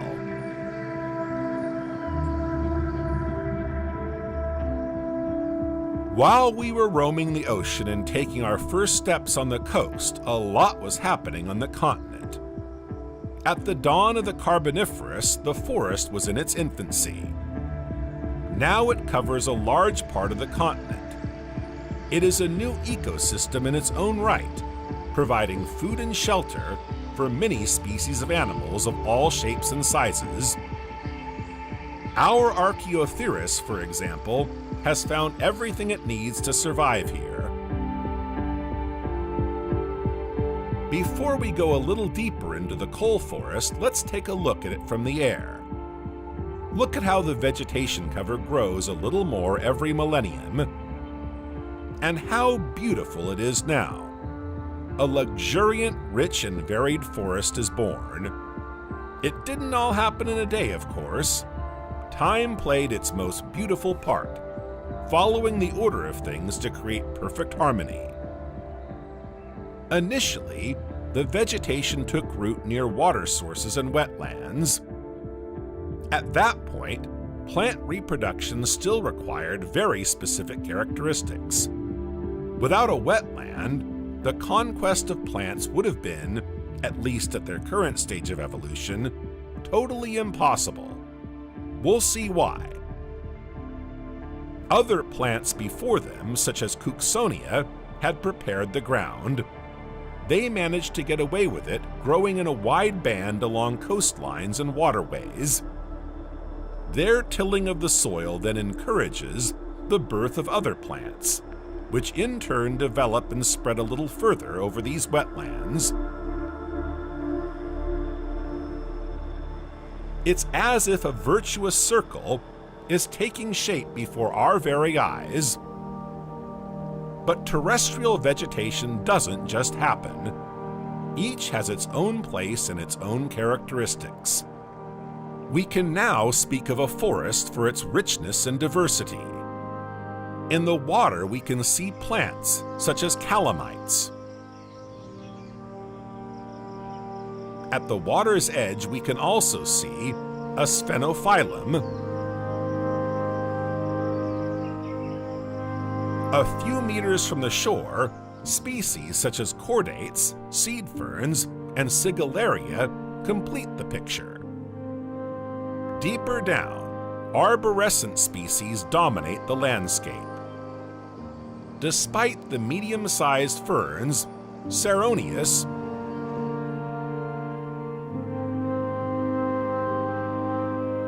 and Lepidodendron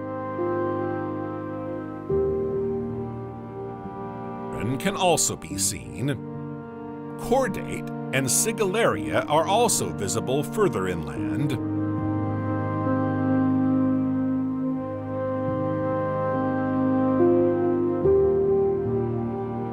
This pattern may vary from region to region, but whatever the location, the forest observes a certain pre-established order in which each plant has its place. As mentioned above, the Earth's climate, and therefore biotope, is clearly demarcated by distance from the equator. The significant variation in temperature between the poles and the equator leads to a zonation of vegetation.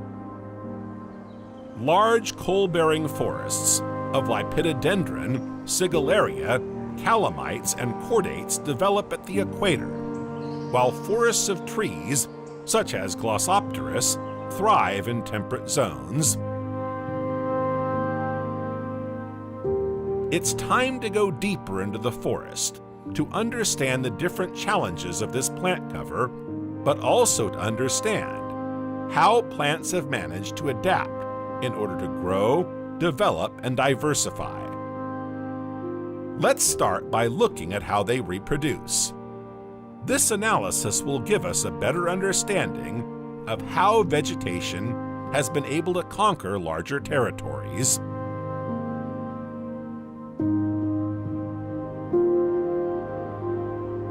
Why did most plant species end up in wetlands?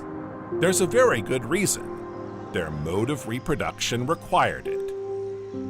Initially, species develop in patches. This is explained by a mode of reproduction based on cell cloning. This development is typical of organisms whose capacity to exploit the environment is limited, as they do not yet have any real roots other than for light capture. In other words, cloning was the only way for them to reproduce quickly and efficiently, given the conditions available to them. But this mode of reproduction also has its limits. If it's useful on poor, hard soil, it's less so for conquering a larger territory. Then spores made their grand entrance. From then on, reproduction became easier, but certain elements had to be present for it to work. A mild climate is not enough. Humidity is necessary for germination. Spores are released by the plant, then germinate to form male or female plantlets, known as gametophytes. It is these gametophytes that produce the sex cells. To make a new plant, the gametophytes must come together so that their sex cells can meet. And in the vast majority of cases, water serves as the conduit for this rapprochement. Lepidodendrons, Sigillaria, calamites, and Pecopterus use this reproductive model to extend their territory. So, to go where the water isn't, we need to take another look at our mode of reproduction and be inventive. A mode in which the germination cell is protected. A mode where sex cells can meet without the intervention of water. This is precisely when the seed appears. The seed results from the fertilization of a female sex cell by a male sex cell. A fruit then hatches, housing the seeds. These contain all the plant's genetics. The pteridospermales take advantage of this new way of developing the species. They are seed ferns.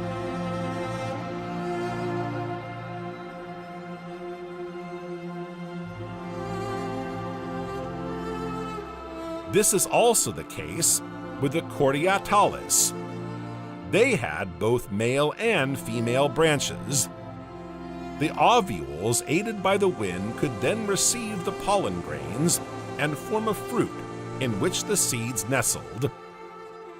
These seeds can even lie dormant, waiting for the right moment to begin the germination process. A major advantage for reproduction in unfavorable climatic conditions. This is how new plants were able to conquer the Earth's soil, and how vast forests came into being. Some of these forests are known as coal forests. Even so, most of them were made up of spore-bearing plants, as the humid environment lent itself to this. These included lepidodendrons, sigillaria, calamites, and even tree ferns. But there were also some seed-bearing plants, like the cordytales we've just seen, the first conifers, if you will, and seed-bearing ferns called pteridospermales. Now let's see why we speak of coal forests. How is coal formed? The production process is highly specific. The Carboniferous was the geological period when production was most intense. It was one of the events that marked this period and earned it its name. Since then, no production has been equaled in terms of intensity. For this coal to form, 3 elements are required. A dense forest, of course, but not just anywhere. It has to be close to the mountains and its feet in the water, in the heart of a marshy area. It's when all these elements come together, and only when they come together, that a particular phenomenon is triggered. When a lush, dense forest forms in a wetland between mountains, there comes a time when the ground sinks. The forest is drowned, so to speak. It gradually dies. Plant debris begins to accumulate slowly, but it doesn't decompose. Putrefaction is only possible if the fungi that cause it are present. According to scientists, this is not yet the case at this stage of life on Earth. You're probably wondering why I insisted on the presence of mountains. I'm getting to that. Sediment from the erosion of nearby mountains covers this plant debris. Depending on the region and the very makeup of the mountain range, the type of sediment may be different. In the case of clay, shale is formed. If it's sand, then sandstone will form later. The subsided and flooded area is then filled with these materials. A new cycle can begin. A new forest is formed. When it reaches its peak, the ground subsides. The forest is drowned and dies. Sediments cover the flooded area and the plant debris. They fossilize and charcoal forms. Then a new forest springs up, and so on. Each destroyed forest becomes a new coal seam. In some coal mining areas, there are hundreds of layers of fossilized forest. But this doesn't mean that the cycle is a quick one, taking just a handful of years. Coal is transformed very slowly. It takes millions of years to produce coal, and it takes on different forms, or rather, a different constitution, as it transforms before it can be called hard coal. We generally speak of coals and coal-bearing forests when referring to coal production. But this is misleading. Coal is a generic term, and hard coal is just one specific quality of coal. To better understand, let's look at the production of this phenomenon.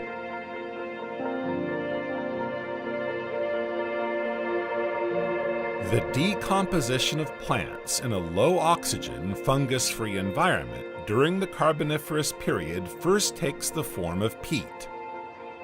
Peat is the incomplete decomposition of plants in a water-saturated zone. In other words, it is a fossil organic material. It contains relatively little carbon, around 60%. After a few million years, peat becomes lignite. This is the first stage of fossil plant coal. It is brown and compact. It's the first stage of coal, but also the least qualitative, at least in terms of combustible energy. As coal transforms, its carbon content increases. Next comes hard coal, a fossilized vegetable coal with an even higher carbon content than lignite. It is also black in color, but brighter. After hard coal comes anthracite. This time the carbon content approaches 94%. It is so concentrated that it is difficult to ignite. The final stage is graphite. This is pure crystallized carbon. It is no longer flammable.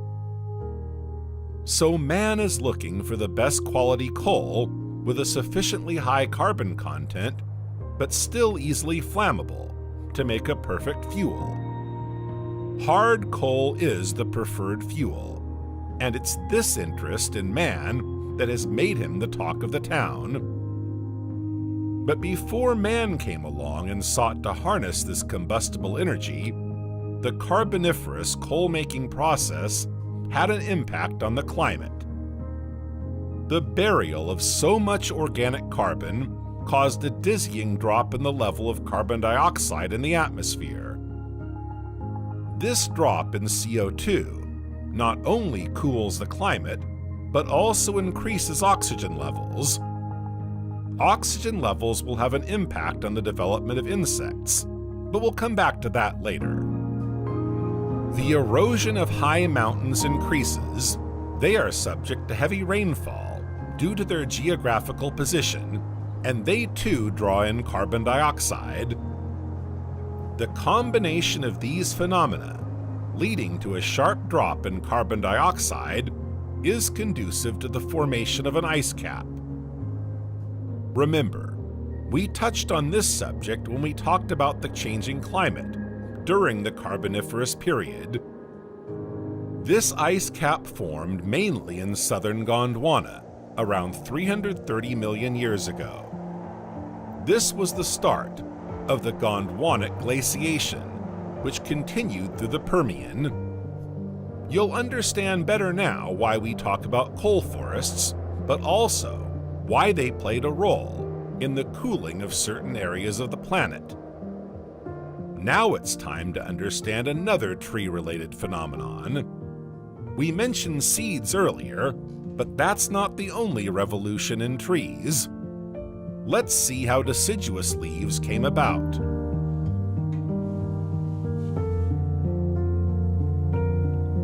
The opulence of the vegetation colonizing the continent has the main effect of considerably lowering CO2 levels in the air, and by the same token, the planet's overall temperature.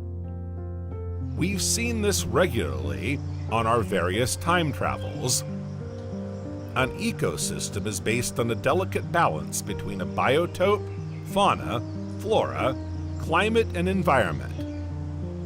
All these elements are interconnected, and each is ultimately dependent on the others. A change in temperature inevitably has an impact on all these elements, flora and fauna included. Such a major change can make some species more vulnerable, but it can also have a number of positive consequences.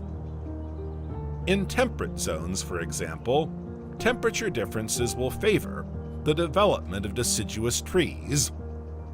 Trees need to adopt new aptitudes to continue colonizing the soil.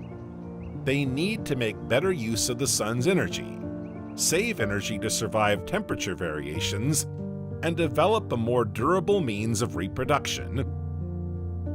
Deciduous leaves thus make their grand entrance among arborescent plants, while the great coal forests stretch all the way to the equator. Leaves are not only less necessary for trees, they can also endanger them. Large quantities of water evaporate through the leaves every day.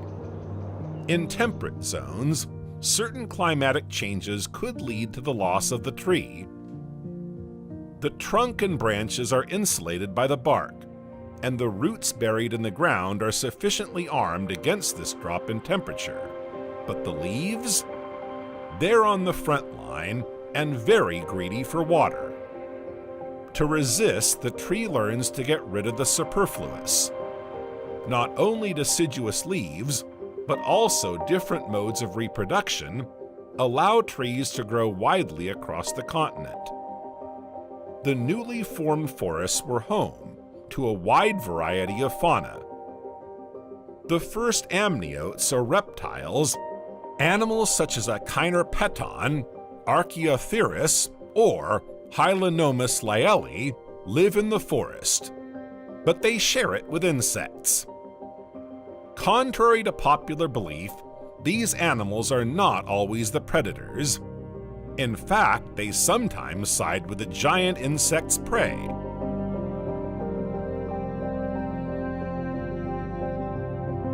As the forest grows and becomes so luxuriant and varied, insects benefit greatly from this new ecosystem. One of the great characteristics of the Carboniferous period was its giant insects. It's true that for our current way of thinking, to imagine for a single second that a millipede or dragonfly is close to a meter long seems totally implausible and even downright frightening. We're used to dealing with insects that are much smaller, sometimes even tiny or microscopic.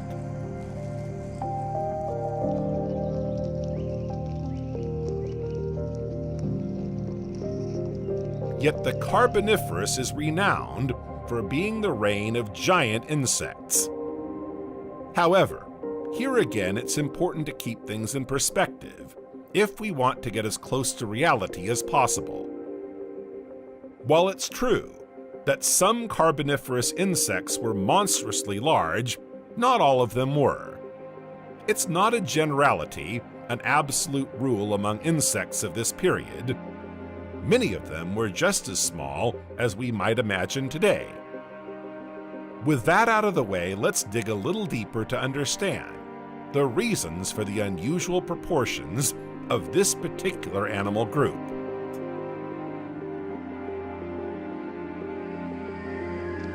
Many scientists have tried to understand the causes of gigantism in these species. Why did they adopt such proportions?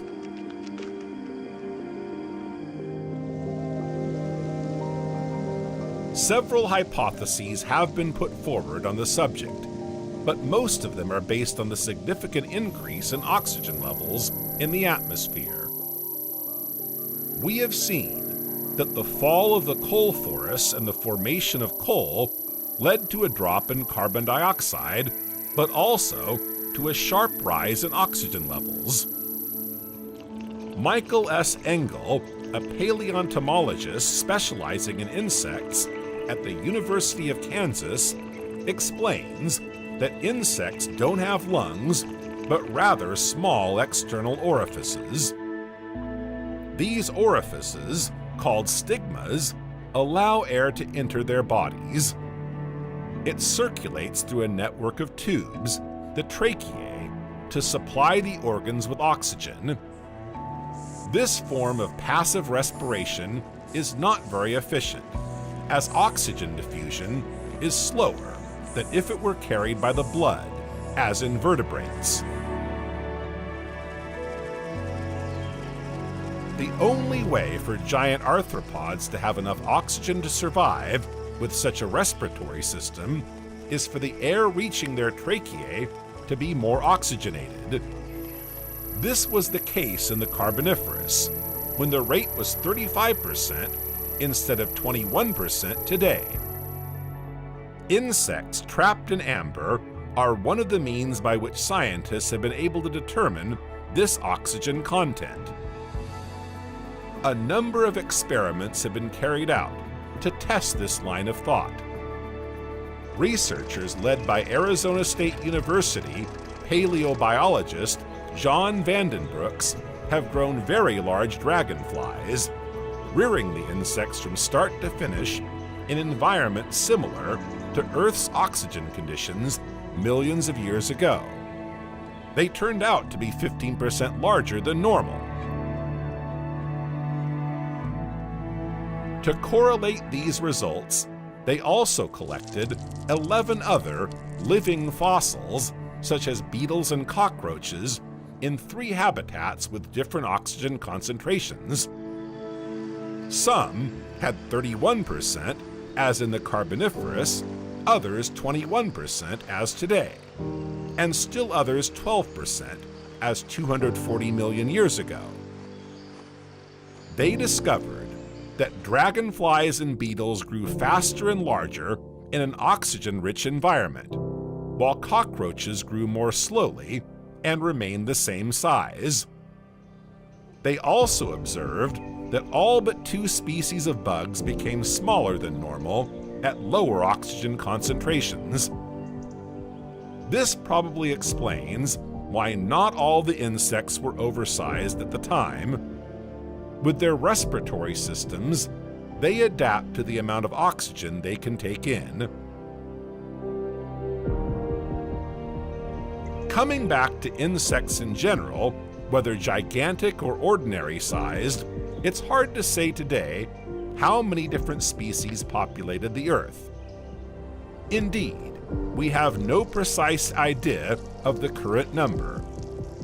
To date, around 1 million different species have been described, but it is estimated that there are probably 10 to 100 times that number, many of them found in the canopies of the great tropical forests, notably the Amazon rainforest.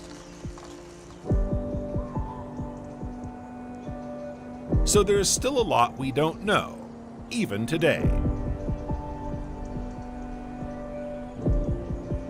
In the Carboniferous, we know of certain species, but there is certainly a great deal that is unknown even then. Let's take a look at some of these giants.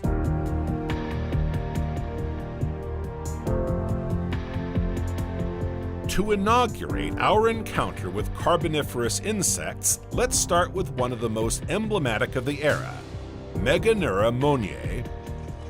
This is the most famous giant dragonfly of the period. With a wingspan of over 70 centimeters or 28 inches, it weighed 150 grams. In other words, such an insect on your forearm would have the same wingspan as a hawk. Its abdomen, as you can see, is very elongated.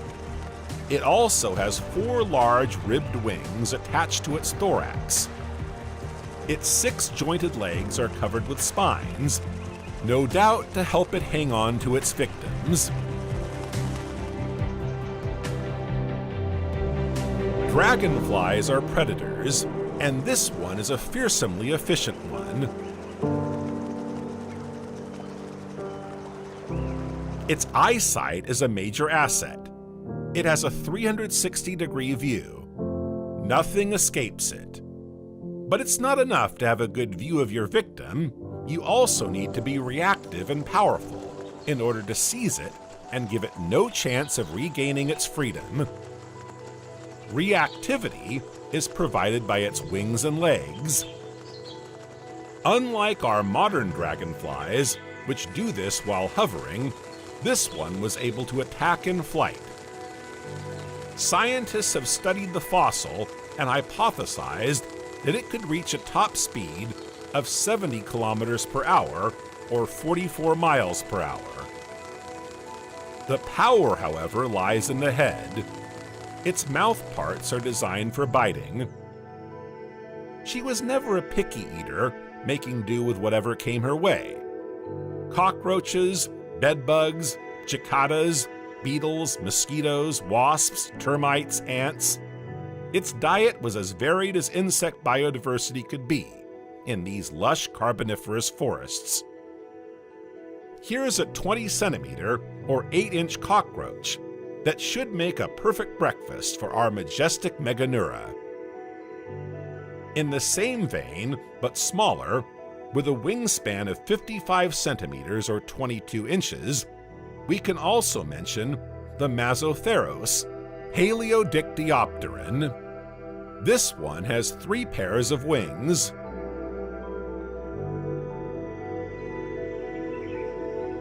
Another animal, this time wingless, is as iconic of the period as Meganura. It's a centipede, Arthroplura.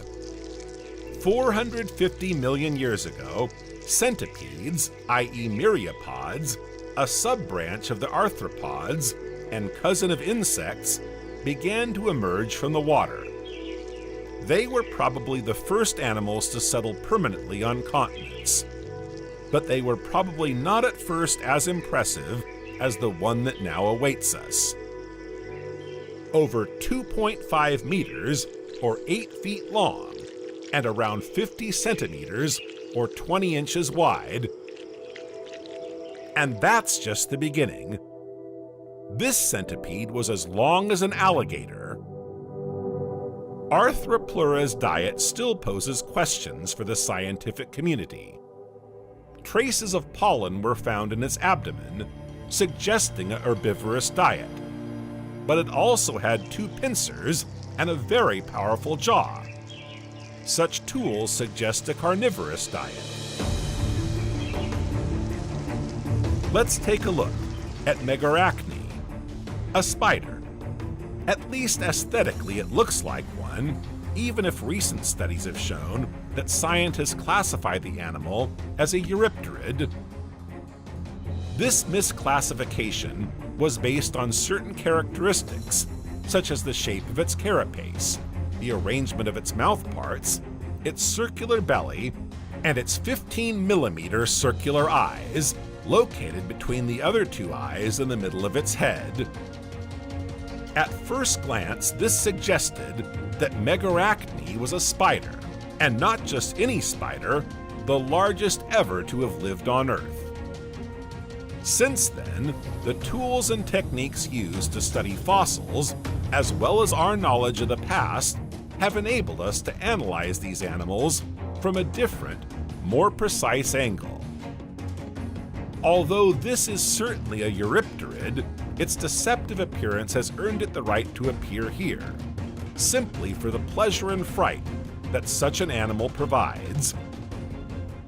With a length of 35 centimeters or 14 inches and a distance of 60 centimeters or 24 inches between the upper legs, it is without doubt the most impressive of all arachnids.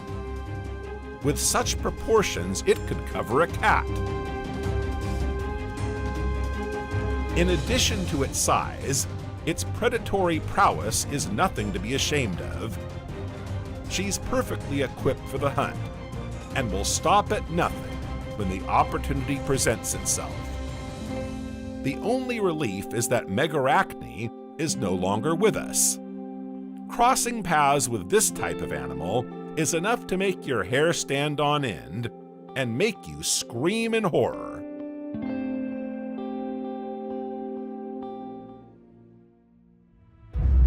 Volcanic eruptions are one of nature's most awe-inspiring outbursts. The names of volcanoes are often associated with destruction, yet they offer a fascinating spectacle and stimulate the collective intellect. Men and women are powerless before the wrath of volcanoes, but admire them nonetheless. The breathtaking manifestations of these giants of fire call out to us. The most ancient civilizations that witnessed volcanic eruptions personified volcanoes. These ancestral beliefs remain to this day, but the desire to understand also drives the human spirit. Nature is one of mankind's main sources of fear. Volcanoes have fueled certain mythologies. The fear they arouse gives rise to demons, dragons, gods, and devils. In South America, in the mines of the Aztecs, Mexico's volcanoes erupted to eliminate invaders who desecrated their temples. The forerunners of volcanology can be traced back to antiquity.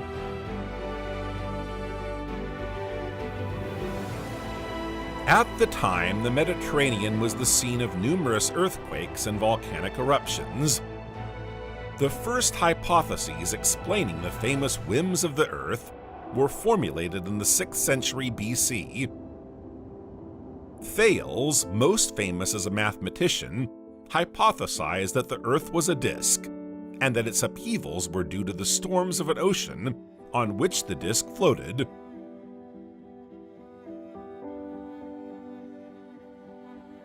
Anaximander, Thales' disciple, relates the existence of a superior force in nature that generates heat and cold. It is the mixture of these two elements that gives rise to the fire of volcanoes. The elements of air and fire would continue to occupy people's minds until the 18th century as various hypotheses evolved.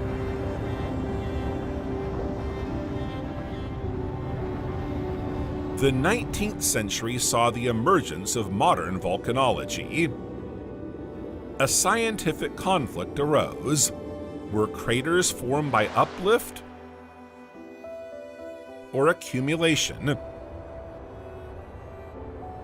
In 1912, Alfred Wegener proposed the theory of continental drift, but his hypothesis was not accepted by the majority of the scientific community until 40 years after his death, when the mechanisms of plate tectonics were demonstrated. This theory is intimately linked to the explanation of volcanism. It revolutionized the perception of volcanism and created a link between different geophysical phenomena. The theory of plate tectonics is a synthesis of all the earth sciences. It integrates volcanology as a discipline in its own right. Today, it is the most appropriate model for understanding and interpreting the mechanisms that govern our planet.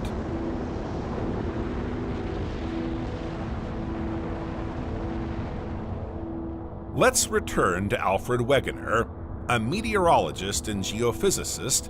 He was the first to introduce the idea of continental drift.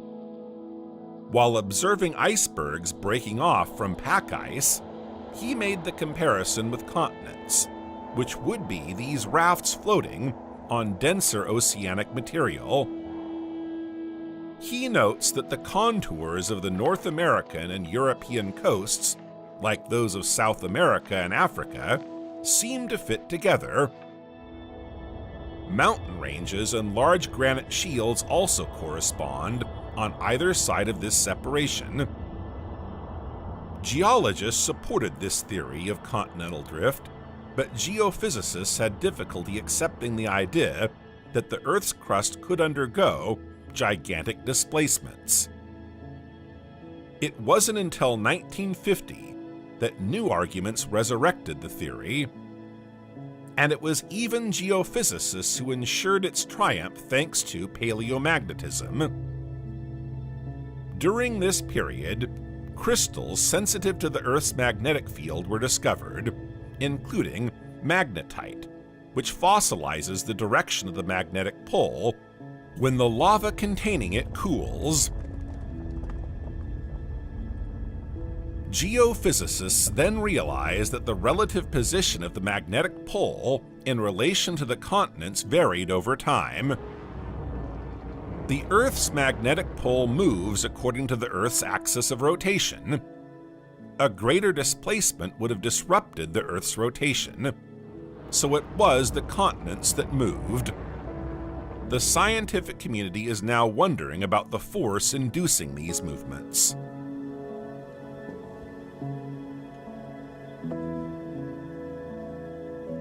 In the 1960s, Harry Hess, an American geologist, proposed an explanation for continental drift. For him, an ascending mantle current provides the new material needed to fill the mid-ocean ridge and increase the surface area of the ocean floor. The mantle pulls the lithosphere and consequently the ocean floor and continents to either side. The expansion of the ocean floor leads to an increase in the surface area of the globe. It is in the trenches of island arcs that it is compensated for. The expansion of the ocean floor is confirmed by international deep drilling programs. The data collected give a precise age and thus an idea of the speed of this expansion.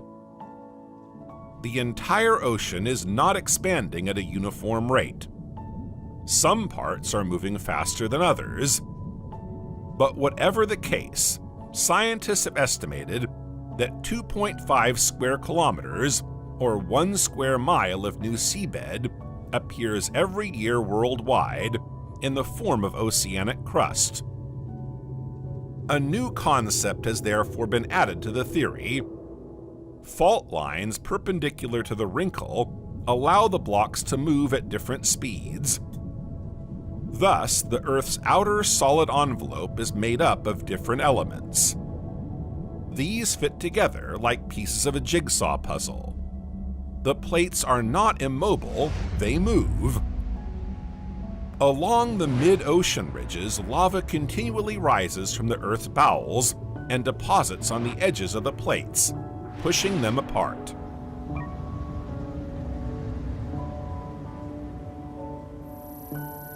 Around 200 million years ago, at the end of the Triassic period, the continents as we know them today did not yet exist. They were united in a single block.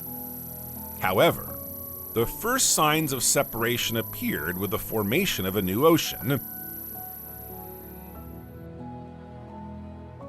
140 million years ago, during the Cretaceous, the fracturing of Pangea accelerated and it split into continents. The Tethys Ocean is at its most open. The Atlantic Ocean begins to open up. It pushed the Americas away from Africa and Europe.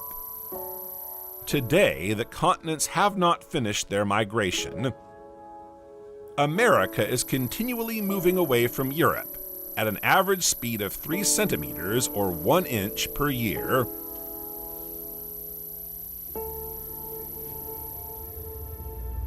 If the Earth increases the surface area of its ocean floor, there are compensation zones in which an equivalent portion of the newly formed lithosphere is absorbed or altered. This is how subduction zones appear, places where the Earth devours itself. One plate plunges beneath another. It melts and is destroyed. There are also boundary zones where 2 plates slide against each other. In these cases, no material is created or destroyed. The biggest difference between plate tectonics and continental drift theory is that the different plates are not limited to the continents. The seabed also belongs to the different plates, and the plates do not stop at the coastline. The surface on which the plates move is deep, where temperature and pressure are high. Rigid rock then becomes soft and plastic. It is at the boundaries between the different plates that the weak points in the Earth's crust are located. Incandescent material in the planet's interior can rise to the surface via volcanoes. Most active volcanoes are located at these seams in the Earth's crust. Their characteristics depend on their location in relation to this plate tectonic context. Most volcanoes originating in subduction zones are dangerous. Their eruption causes catastrophic events. Lava is expelled very violently, and clouds of ash rise to a height of several kilometers.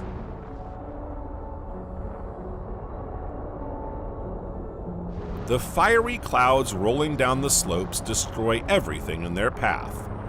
Yet only a small amount of magma flows out of the crater in lava flows. When 2 plates collide and plunge beneath each other, mountains rise. The ocean floor flexes, creating a subduction trench. Extreme forces crush the rock until plate fragments agglomerate with the upper plate. Earthquakes shake the surrounding area.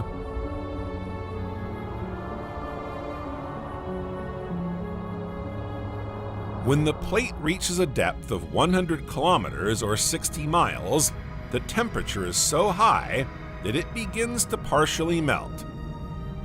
The newly formed magma reacts with the molten material. The mixture is explosive. The magma is rich in silica and therefore viscous. It rises to the surface and erupts along the subduction zone, building volcanic cones. The magma rises up the volcano's chimneys and gushes out like a champagne cork. The result is an explosion of unprecedented violence.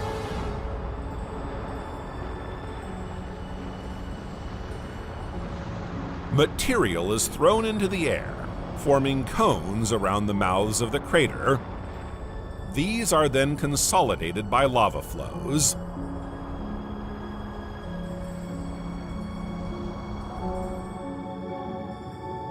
Eruptions on mid-ocean ridges where plates are renewed are much more modest.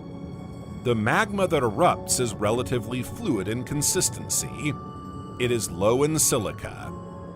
It degasses easily before spreading in lava flows. It generally does not cause a sudden explosion. The eruption is called effusive. These volcanoes don't have volcanic cones several thousand meters high, like those found in subduction zones. Instead, they take the form of immense mountain ranges with gentle slopes. Eruptions take place relatively calmly. Lava and ash clouds erupt early in the eruption. Then the bulk of the magma pours out in lava flows. Another type of volcano exists called intraplate. These intraplate volcanoes are located in the middle of the plates, far from their active edges. The magma in these volcanoes is generally of the same type as that at mid-ocean ridges. It is therefore often present beneath rather innocuous volcanoes. The term hotspot is used by volcanologists to designate a stable point at the base of the mantle from which a plume of magma rises and pierces the moving plate.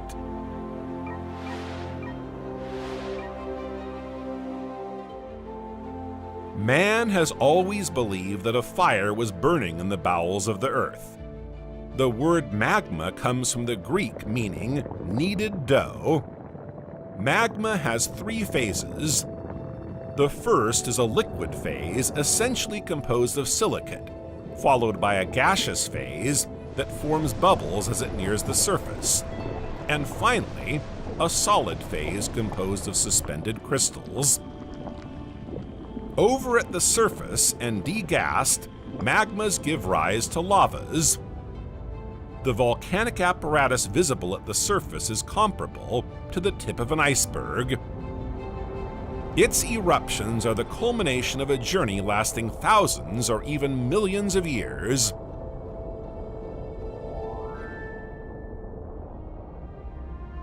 It takes a long time for magma to make its way through the Earth's crust.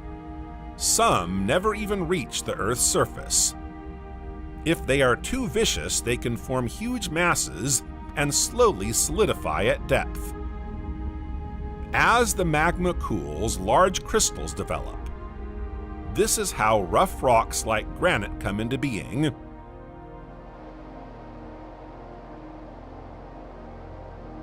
Only volcanic rocks form lavas and end their journey at the surface. There are several stages in the life of a magma.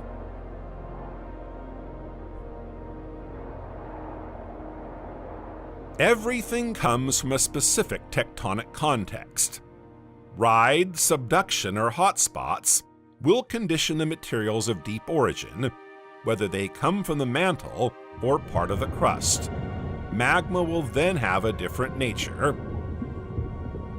Then comes the transfer stage. When the fluid reaches the lithosphere, it is subjected to the tectonic pressures of the Earth's movements. Magma begins its migration, the inertia of which is linked to its viscosity.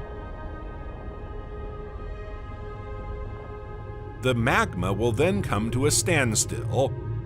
It stagnates in pockets known as magma chambers, where it evolves and transforms.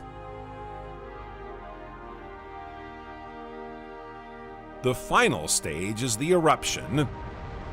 This will be defined according to the chemical and gaseous components of the magma, its transformation during the transfer stage, and the different levels of storage at its origin. Magma has a long and eventful journey before it is visible on the Earth's surface.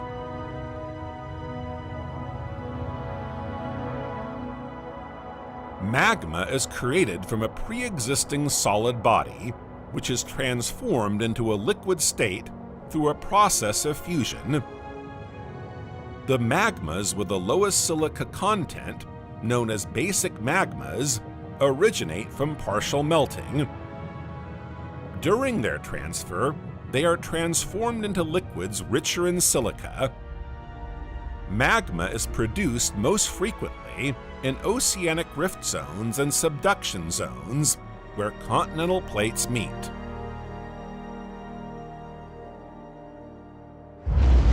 The most explosive volcanoes spew clouds of ash into the atmosphere. The gas dissolved in the magma escapes with such intensity that it blasts the hot rock into billions of tiny particles. These particles are called pyroclastites. These fragments range in size from modest grains of dust to huge house-sized chunks. They remain in the upper atmosphere, where even the largest blocks can remain for days or weeks. The 1980 eruption of Mount St. Helens in the United States is a perfect example. Volcanic blocks the size of houses were hurled 15 kilometers or 10 miles into the air. They remain suspended in the atmosphere for several weeks before falling to the ground.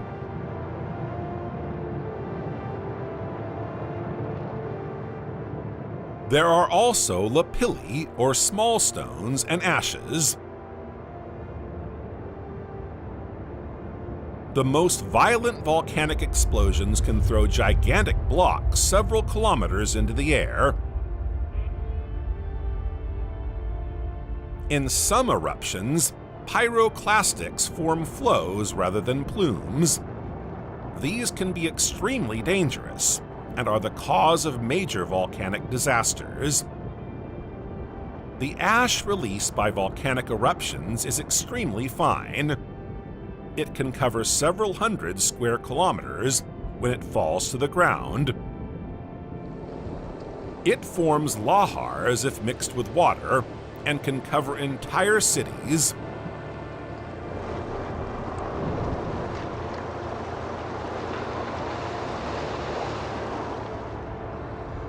Incandescent lava is produced during a volcanic eruption. Its consistency is fluid. It flows slowly through a fissure or is projected like a fountain, forming a falling flow. In both cases, it resembles a river of lava that can cover immense areas before cooling. In the case of viscous lava, intermittent explosions can occur when the pressure of the gases in the rock becomes too great, causing them to escape. Lava flows generally cause few casualties. The fastest flows advance at speeds of several tens of kilometers per hour. Their trajectory is predictable, so the danger can be anticipated. Fiery clouds, on the other hand, are capable of hurtling down slopes at speeds of up to 600 kilometers per hour, or 370 miles per hour. Their temperature can reach 600 degrees Celsius or 1,110 degrees Fahrenheit. Damage is inevitable.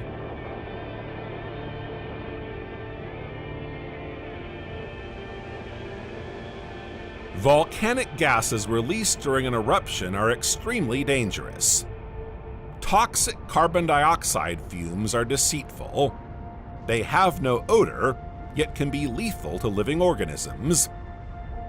Unlike other volcanic gases such as hydrogen sulfide, which smells like rotten cabbage, in some areas, underground magmatic activity is so intense that water seeps into the subsoil and is heated by the magma. When it emerges, it is consequently very hot. It can take the form of geysers, fumaroles, hot springs, or mud pools. In certain situations, it can become highly acidic, forming particularly dangerous pools or lakes.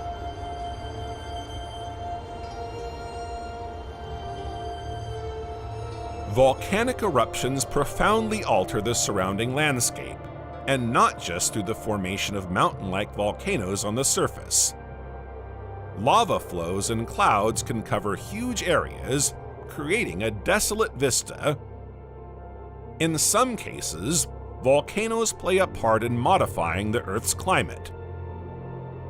Ash can remain suspended in the atmosphere for several months.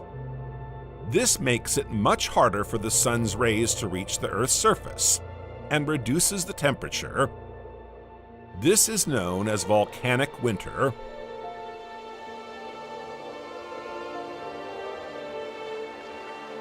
All the rocks at the bottom of the oceans are young. In fact, they are no more than 200 million years old, as a new oceanic plate is continuously being formed by abyssal volcanic eruptions. Through the ocean's winds, a long chain of mountains whose length is estimated at between 60,000 kilometers, or 37,000 miles, and 80,000 kilometers, or 50,000 miles. Volcanoes are constantly erupting. They produce new rocks.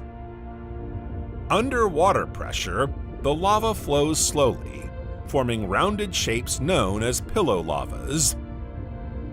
This rock fills the gap that opens up as the plates move apart. This is why the oceans are expanding by 2 to 20 centimeters a year. Black smokers are found in rifts. These are hot springs located at the axis of ridges, where they are particularly active. The hot water expelled is acidic. It contains metallic sulfides that precipitate out and form black plumes. These precious metals are formed by newly oceanic plates at the level of ripples. They are dissolved in the water that seeps through the rock as it cools. Explosive supervolcano eruptions can affect thousands of square kilometers and cause irreversible damage. Supervolcanoes, also known as megavolcanoes, have unimaginable destructive capacity. They can ravage entire regions and decimate populations. A supervolcano produces eruptions and explosions on an exceptional scale. This major event usually wipes out all flora and fauna in its vicinity. Super eruptions are generally referred to as VEI 8. Degree 8 on the Volcanic Explosivity Index scale is the highest. On this scale, each degree represents an eruption 10 times more intense than the previous one.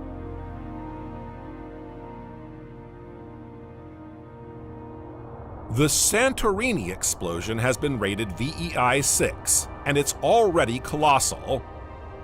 The Plinian column, which is the dust released, rose to the stratosphere 36 kilometers above sea level.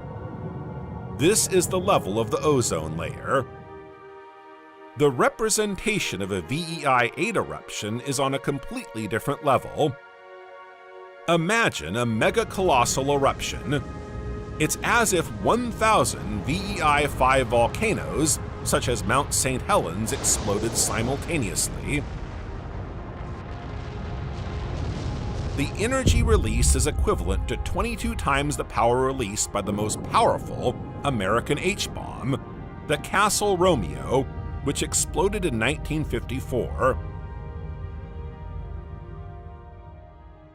Today, The volcanic eruptions we witness are essentially VEIs between 0 and 3. These volcanoes emit toxic gases such as carbon dioxide and sulfur dioxide. Sometimes they eject ash only.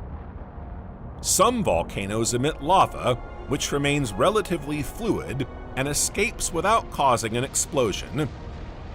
Others explode, ejecting pyroclastic flows. Supervolcano eruptions are totally different. A vast reservoir of molten rock forms beneath a supervolcano.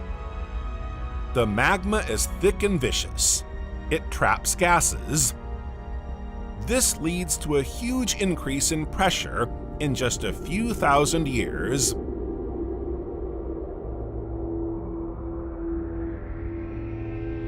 After a while, the magma chamber is no longer able to contain this pressure. This is when an explosive eruption occurs, with the flow through the cracks in the rock hundreds of times more powerful than normal.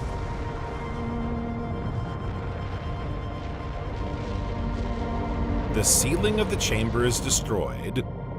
A gigantic crater forms up to 100 kilometers or 60 miles in diameter. At this point, the volcano collapses and becomes a caldera. The tsunami is the manifestation of the same catastrophe when it occurs at sea. What remains of the supervolcano is swallowed up by the waters. Calderas are vast volcanic depressions. They are more or less circular in shape and result from the destruction of the upper part of a volcanic system. This relatively rapid phenomenon compensates for a void left at depth by the eruption. A caldera has a minimum diameter of 1 kilometer, or 0.6 miles, but most of them are tens of kilometers wide. The largest caldera known today is the Toba caldera in Indonesia.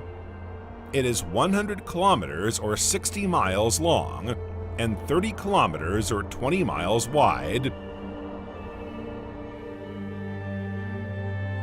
Calderas are the result of either a single eruption or several successive eruptions. Volcanologists refer to calderas with diameters of several tens of kilometers or half a kilometer as supervolcanoes. They consist of voluminous deposits of volcanic materials, such as ash flows and siliceous pumice. They are also associated with fractures that appeared when magma rose and magma reservoirs emptied. These volcanic monsters live for hundreds of thousands of years, if not millions.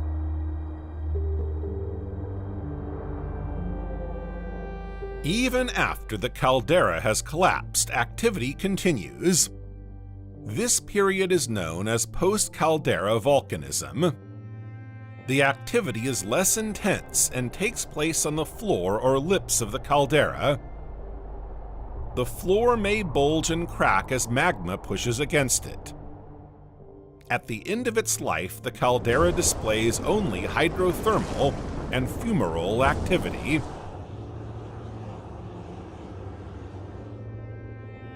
These supervolcanoes contain significant geothermal deposits. Enormous quantities of rainwater and stocks of heat have accumulated here. They can be harnessed to transform steam into electricity. Geologists have long regarded volcanism as a negligible phenomenon, a kind of disease of the planet. The theory of plate tectonics has radically changed this view. Volcanism is now part of a global model.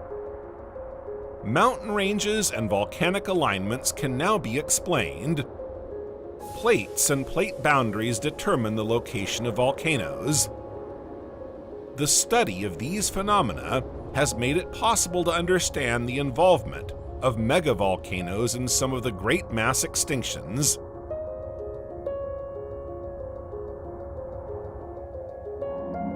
The Siberian Traps are geological formations covering a vast magmatic zone in Siberia.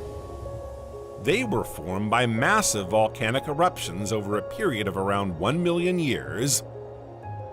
Their succession of eruptions is a consequence of plate tectonics. During the Permian, all the continents merged into a single supercontinent. Many continental shelves disappeared, and collisions formed mountain ranges. From several continents to a single one, the total length of coastal strips shrinks. The latter, which were subject to an oceanic climate, now give way to vast continental zones with an arid climate.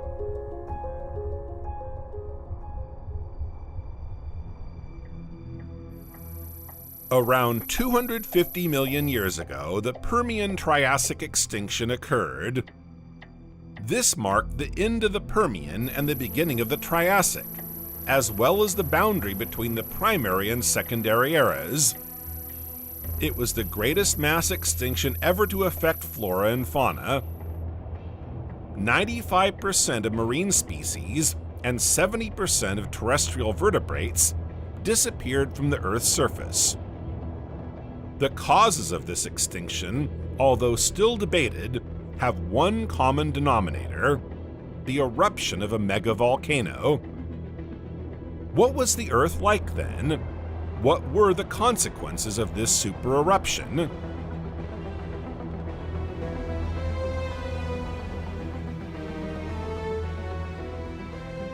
Welcome to the Permian. During the Permian, sea levels were quite low. Gondwana and Laurasia collided. A huge mountain range called the Urals was formed. All the continents now form a supercontinent called Pangea. The climate is warmer and drier overall. The former Gondwana land, heading towards the tropics, moves further and further away from its polar position. The ice cap is shrinking. The supercontinent is surrounded by the Panthalassa Ocean, which means the universal sea. The Tethys Paleocean stretches across Pangea from east to west. Pangea is a tropical paradise of lush forests and cool springs, home to a wide variety of animals and plants.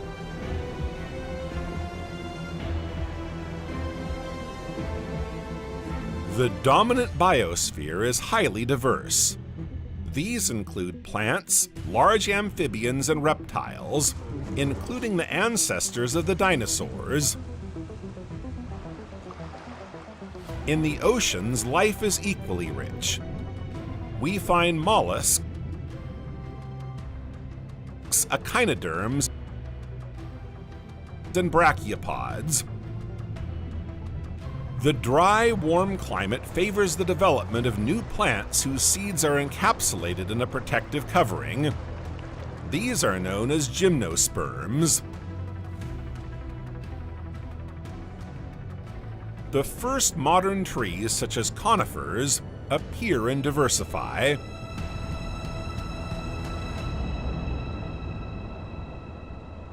A major innovation in the Permian was the chrysalis. This modest detail enabled insects to develop and establish themselves on Earth.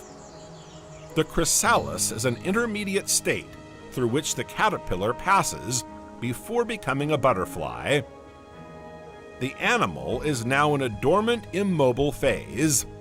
It wraps itself in a cocoon of silk or natural debris and protects itself by hiding in the hollows of trees. In this way, the animal slumbers through long periods of cold or drought. When better days arrive, it can emerge from this cocoon. Plants and insects evolve together. This is a constant throughout the history of insects.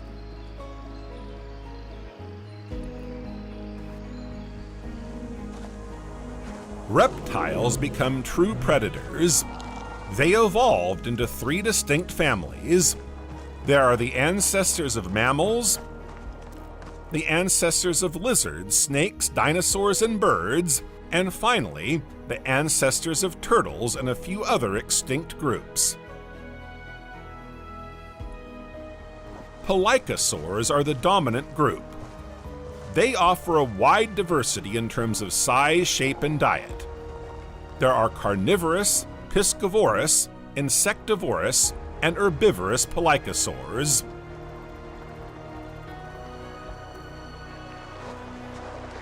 The Dimetrodon is one of the most famous of these.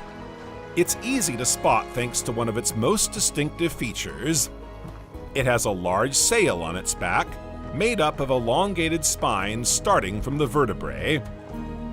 This probably serves to regulate its temperature by orienting the sail in relation to the sun and wind. It also helps to stabilize the spine, to threaten potential predators, and to parry during the breeding season.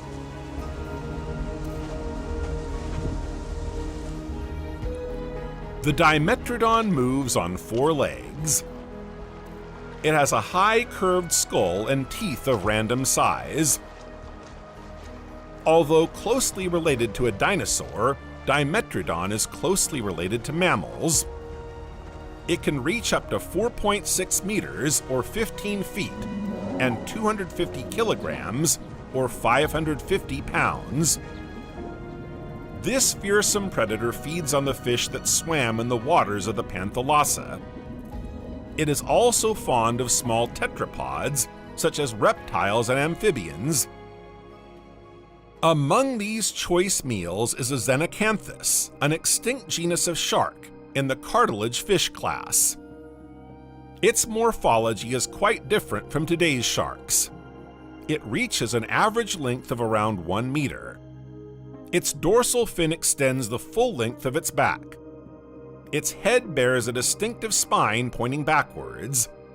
Certainly venomous, it is used to defend against Dimetrodon attacks.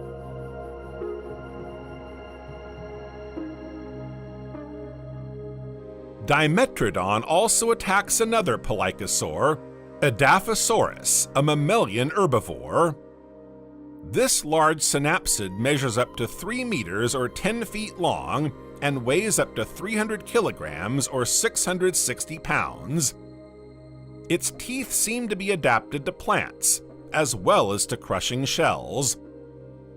Like Dimetrodon, it has a vascularized dorsal sail to regulate its temperature by absorbing or evacuating heat. This veil differs slightly in that it has bony outgrowths that are shorter than Dimetrodon's, but heavier. This herbivore is ideal prey for its cousin Dimetrodon.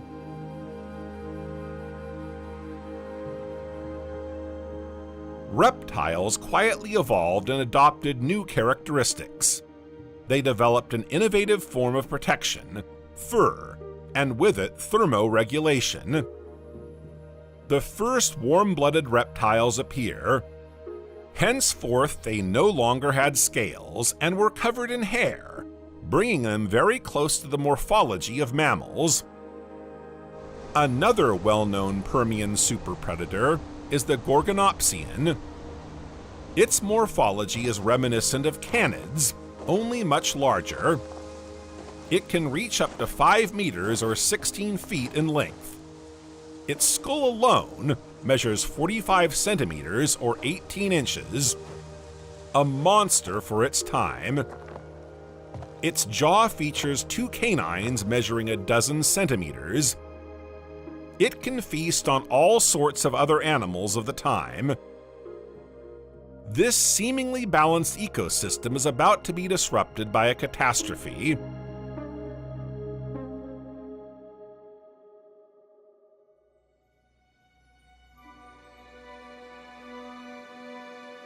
Beneath their feet, several kilometers away, an attack is brewing, something this ecosystem has no idea about.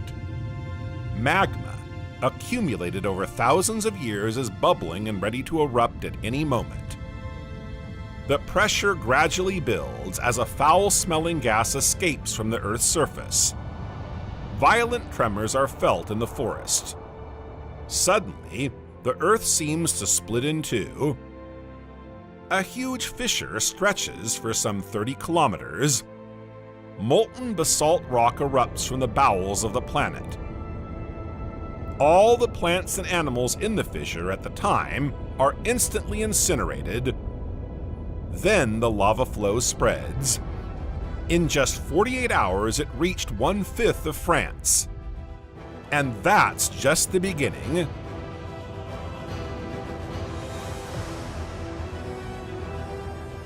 Like a torrent of fire, the magma continues to pour forth. While most volcanic eruptions stop and return to long periods of inactivity, Siberian eruptions endure. 100 years, 1,000 years, 10,000 years go by, and the Earth continues to spit out its wrath. The Siberian traps are an exceptional basaltic effusion. The fact that the Earth at the time consisted of a single continent set off an uncontrollable chain reaction. The magma pocket in the traps is constantly fed by an ocean of liquid rock. The magma affected the flora and fauna around present-day Siberia, but the planet was slowly overtaken by the volcano's wrath, creating a disastrous natural imbalance. From then on, volcanic gases accumulated in the atmosphere. We're talking gigatons of carbon dioxide and sulfur dioxide. These super eruptions correspond to a lava outpouring reaching surfaces of 2 million square kilometers, or 770,000 miles over a total thickness of around 3.5 kilometers or 2 miles.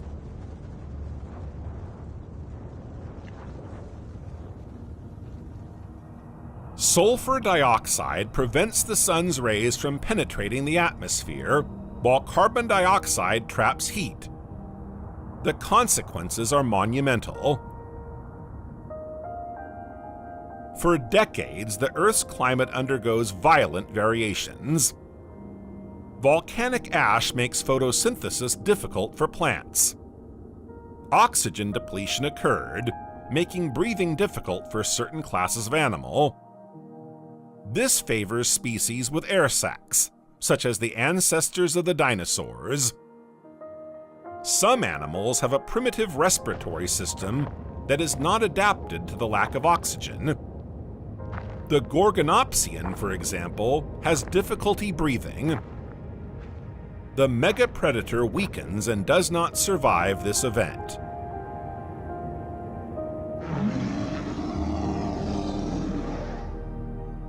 The basaltic rock that continues to gush out is transformed into a black mountain on contact with the air. It's completely barren, with nothing left to grow. Immense deserts form, plunging animals into famine. And yet, they're not out of the woods yet.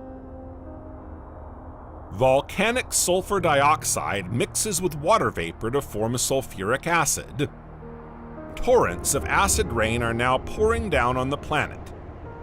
The acidity of this rain would correspond to a pH between 2 and 3. For around 1 million years, this phenomenon of highly acid rain occurred at regular intervals. Vegetation was ravaged. Animals have less and less shelter to hide and protect themselves. The smallest species have the best chance of finding safety. Ash now darkens the sky. The sun is obscured, and temperatures drop drastically. A volcanic winter sets in, lasting for decades and killing thousands of plant and animal species.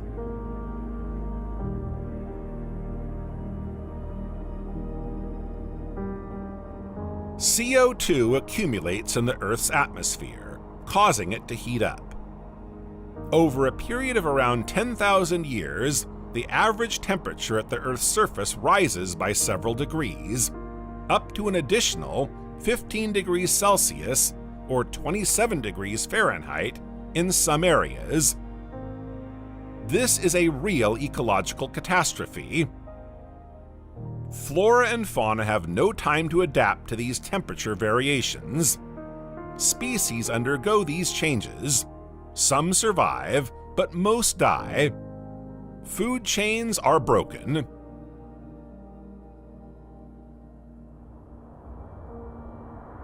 A few tens of thousands of years later, as the planet as a whole warmed up, so did the waters of the oceans.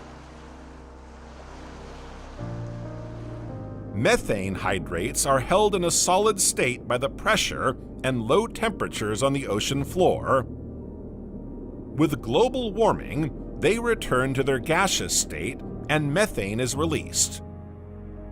Methane is a powerful greenhouse gas, 10 times stronger than carbon dioxide. The rise in temperatures at the Earth's surface is amplified. The effect on surviving flora and fauna is terrible. On the seabed, the consequences are the same. Marine flora and fauna are gradually disappearing. In all, 70 to 90% of terrestrial species have disappeared. This is the most devastating mass extinction in Earth's history.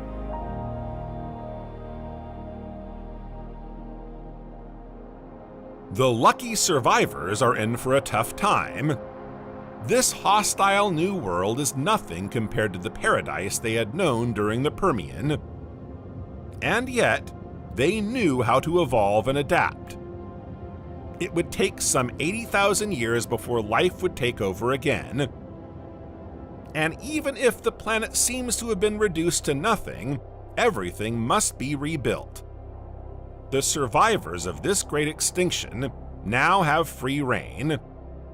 A new era begins, marked by the emergence of a new family who will impose their reign on the planet: the dinosaurs.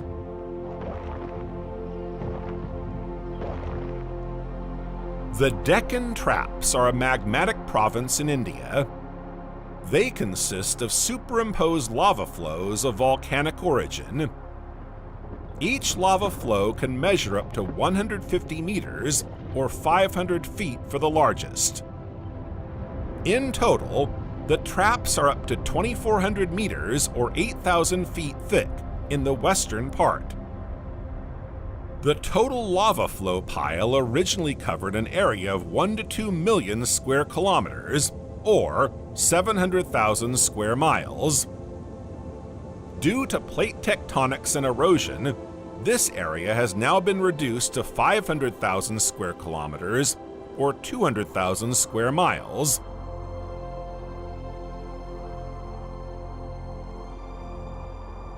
The Deccan Traps are located in western India. These powerful eruptions occurred 66 million years ago.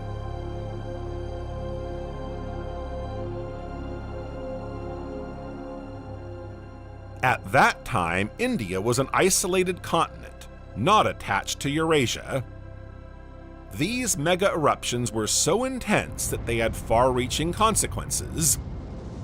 In particular, they are linked to the famous mass extinction at the end of the Cretaceous period, which caused the disappearance of the dinosaurs. Lava flows are gigantic and last for hundreds of thousands of years. Some take place beneath the oceans. However, megavolcanoes are not the only cause. The Deccan Traps are associated with a hotspot in the Earth's mantle, known as the Reunion Hotspot. An impact crater has been discovered off the southwest coast of India. Named Shiva and dated to 65 million years ago, it suggests that a violent event could have triggered the opening of the Deccan Traps. This would have accelerated the movement of the tectonic plate. But this theory is still debated.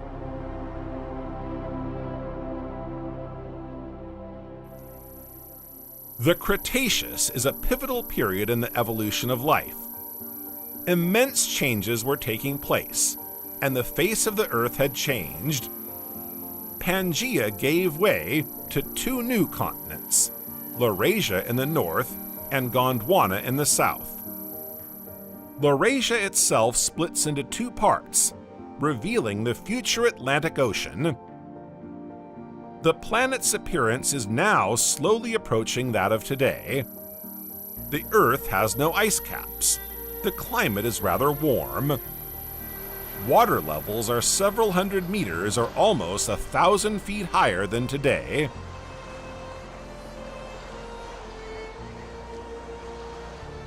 The planet is a paradise for both flora and fauna.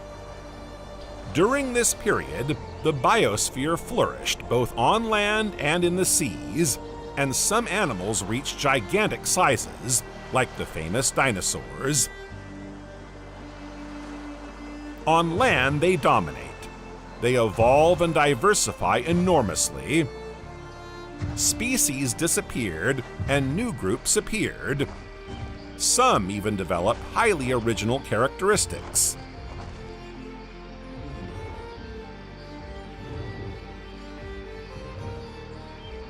Shield-bearing species, for example. Such is the case of the ankylosaur. The latter is a veritable battle tank on legs.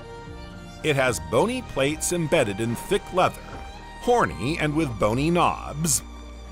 It evolves near rivers and swamps. It's a peaceful herbivore that thrives in this lush tropical climate. As an adult, the ankylosaur grows up to 9 meters or 30 feet long and 2 meters or 7 feet high. Its defensive armor is one of the most effective defense systems known among dinosaurs. Its skull is adorned with 4 large pyramidal horns and thick scales. Even its eyelids have small protective bony plates. Its tail, which ends in a club, is also made of bony plates. Ultra heavy, it can be used as a highly effective defensive weapon, shattering the bones or skull of a predator. You'd think it was invincible. However, the ankylosaur has a weak point. Its legs and belly are not protected by its armor. He must therefore be extremely careful not to end up on his back, exposing parts of his feverish body. What's more, he's unable to stand up on his own.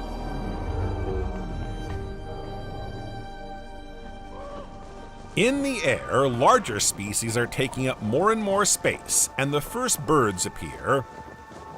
These included the Quetzalcoatlus, an immense flying creature measuring, for the largest specimens, 12 meters or 40 feet wingspan. It is the largest flying animal that has ever existed. Its wingspan is comparable to that of a small plane, and its size to that of a giraffe. And yet, it's not very heavy. Inside its bones is a complex system of air sacs. This enables it to take off in a powerful leap of over 3 meters or 10 feet in height. Its maximum speed in flight can reach over 80 kilometers per hour, or 50 miles per hour.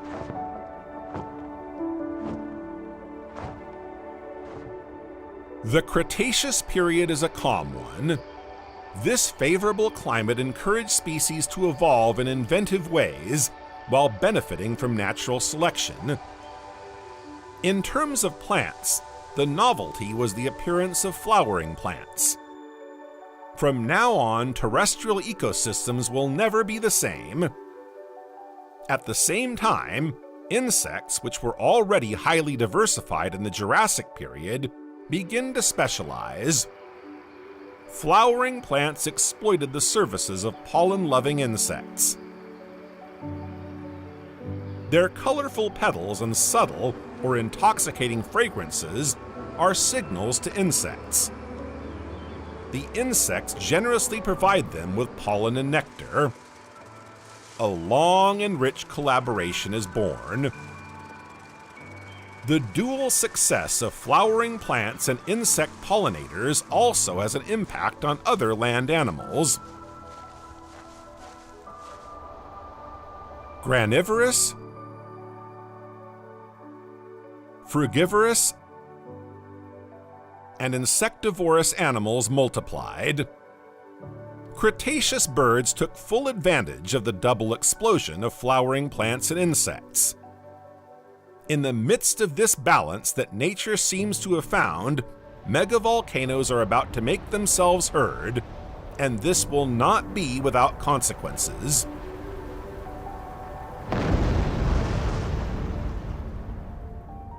The Reunion hotspot is located in southwestern Indian Ocean, beneath Reunion Island. It is responsible for lava flows. Given the enormous quantity of rock found, the flow of lava must have been considerable. The Indian subcontinent was affected by the northward movement of the Indian Plate. The formation of Deccan traps ceased as soon as they were no longer located vertically above the hotspot. Shiva, the impact crater discovered off the coast of the Arabian Sea, also suggests that a meteorite may have amplified the damage caused by the volcano. In fact, the impact of this object from space could have weakened the lithosphere and favored lava outpourings.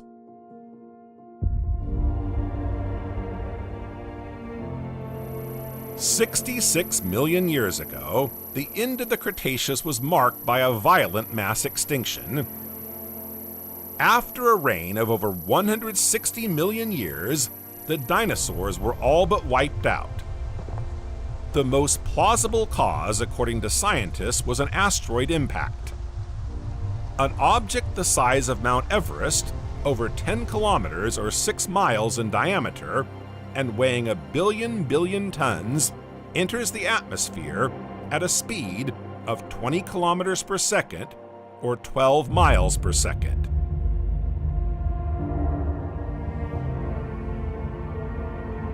It crashes into the province of the St. Lawrence.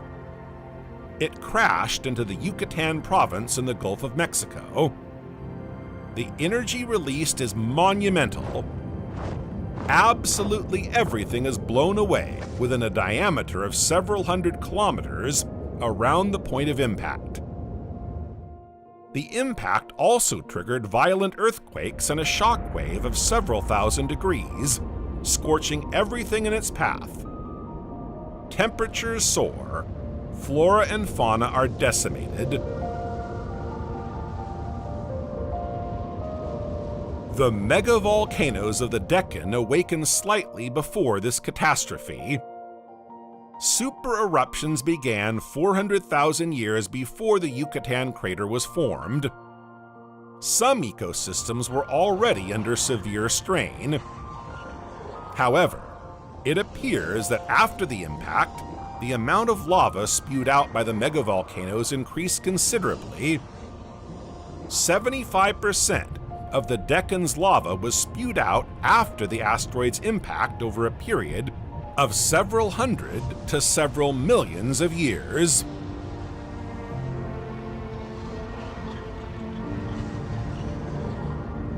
As soon as the magma chamber begins to fill up, seismic activity kicks in.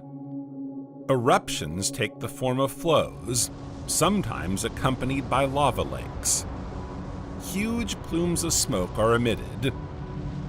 Eruptions release huge quantities of greenhouse gases and particles into the atmosphere.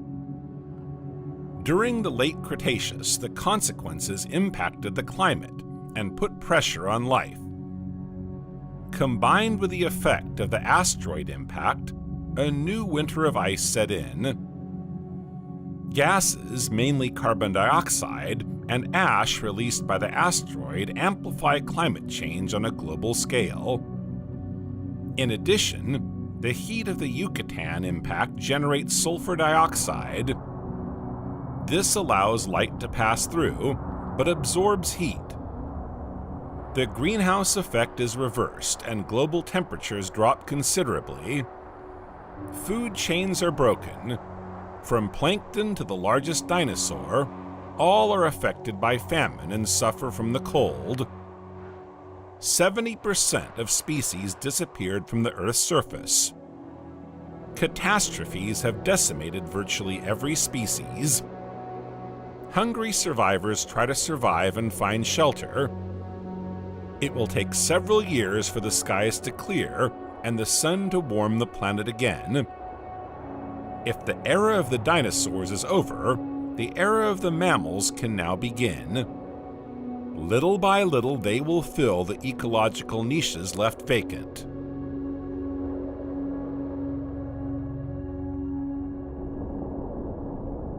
In addition to the catastrophes that have caused mass extinctions, other megavolcanoes have vented their wrath on the Earth.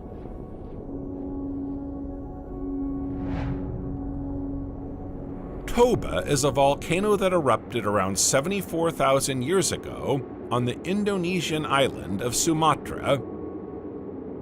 With an estimated explosivity index of 8, Toba can be described as a supervolcano. It is believed to be the largest volcanic eruption to have occurred on our planet during the Quaternary period. It is 5,000 times more powerful than the Hiroshima bomb. The supersonic boom created by the explosion circled the planet several times. Over a 15-hour period, an eruption column some 40 kilometers or 25 miles high dispersed a minimum of 5 millimeters of ash over some 40 million square kilometers or 16 million square miles, and up to 600 meters or 2,000 feet closer to the volcano. The equivalent of 3 times the surface of Russia was covered.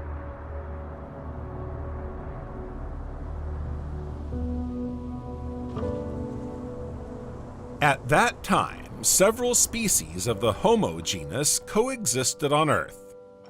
Homo sapiens was found in Africa, Homo neanderthalensis in Eurasia, Homo floresiensis in Australia, and Homo denisovensis in Siberia. Modern man began to migrate out of Africa. Some paleontologists suggest that the Toba volcano disaster triggered a population decline. In fact, genetic diversity declined at this time. Clouds of ash spewed into the stratosphere plunged the planet into a volcanic winter, lasting 10 years. The atmosphere darkens, preventing the sun's rays from reaching the Earth's surface. Plant photosynthesis diminished, as did global temperatures. It's a veritable ecological catastrophe affecting flora and fauna, including hominids. Fragments of volcanic rock from the Toba volcano have been found on the southern coast of South Africa, at 2 sites occupied by Homo sapiens. The debris would have traveled some 9,000 kilometers or 6,000 miles. It is very rare to find residues so far from the original volcano. Traces of human activity were nevertheless found during the volcanic winter. Homo sapiens emerged unscathed from this catastrophe and managed to survive.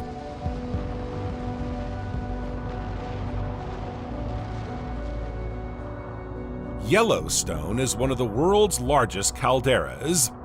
It has seen some of the most violent eruptive episodes of all time.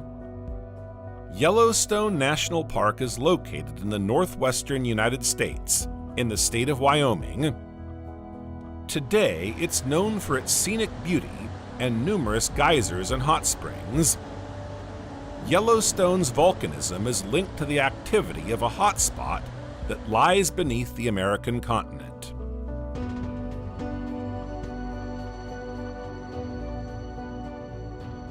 For around 50 million years, this hotspot has been the source of active volcanism. It is the result of a southwesterly movement of the North American plate at an average speed of around 26 millimeters per year. Around 16 million years ago, the region where the states of Idaho, Oregon, and Nevada meet was undergoing magmatism from this hotspot. Today, the Yellowstone Park area lies above it. It is therefore volcanically active. It is expected to migrate gradually to the northeast of Yellowstone. The Yellowstone Volcanic Plateau extends over thousands of hectares, and its highest point is 2,805 meters, or 9,200 feet above sea level. It is the result of 3 colossal eruptions that affected the region.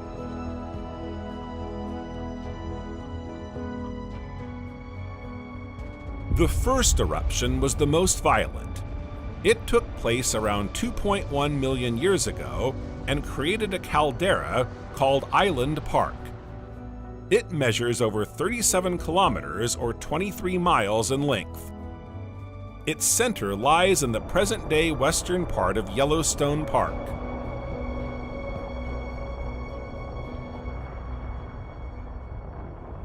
A second eruption took place 1.3 million years ago. It formed the Henry's Fork caldera, 16 kilometers or 10 miles in diameter. It is the smallest of the 3. It lies to the west of Yellowstone.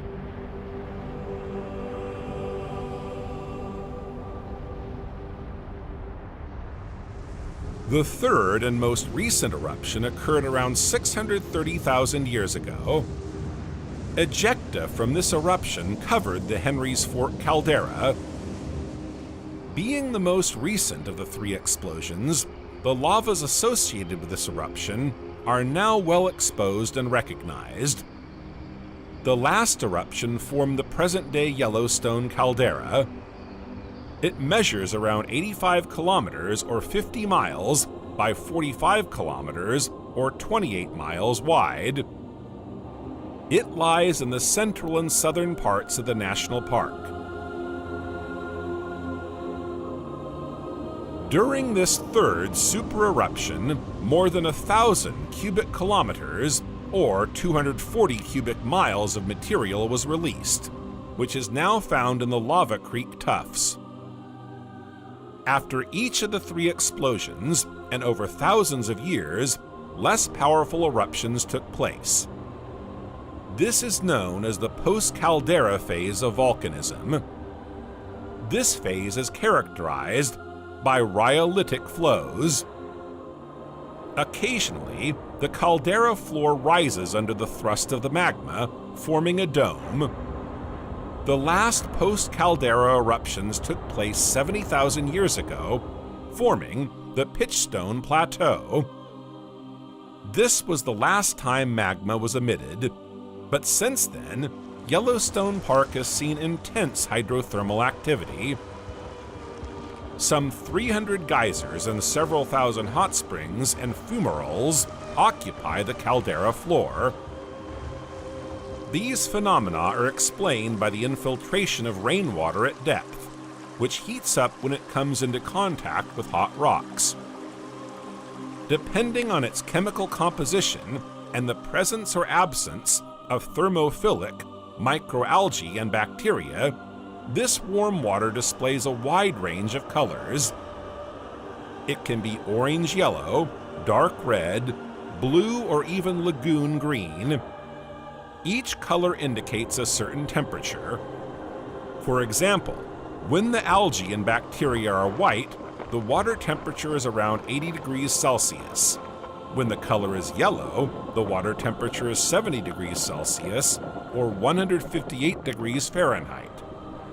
When the color is black, the temperature is below 40 degrees Celsius, or 104 degrees Fahrenheit.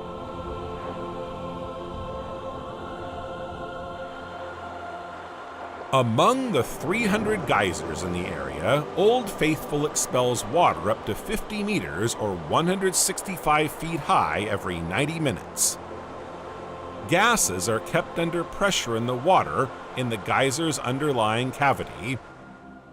As soon as the water exceeds its boiling point, an eruption of scalding water occurs. The emptied cavity fills up again with hot water continuously.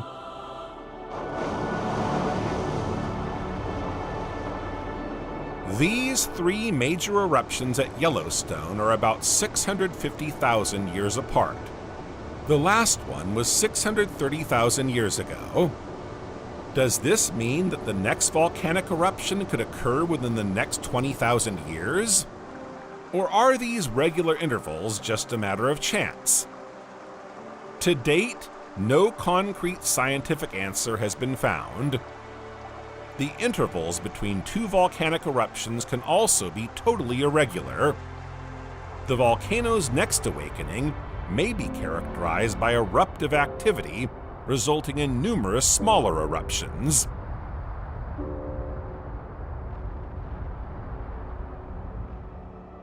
Since man first appeared on Earth, volcanoes have shown their wrath almost every day. Although these eruptions are mostly minor, they can sometimes take on a much more violent and devastating character. In 1815, modern man was confronted with one of the biggest volcanic tantrums to date. It was the eruption of Tambora in Indonesia. The Tambora volcano is located in the Sunda archipelago in eastern Indonesia on the island of Sumbawa. This archipelago is made up of numerous volcanic islands, including Java, Sumatra, and Bali, and extends over 3,000 kilometers or 1,900 miles.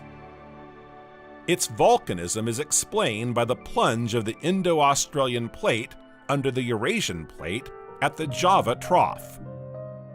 The plates are moving at an average speed of 7 centimeters or 3 inches per year. It is this subduction that regularly generates violent phenomena such as earthquakes, tsunamis, and volcanic eruptions.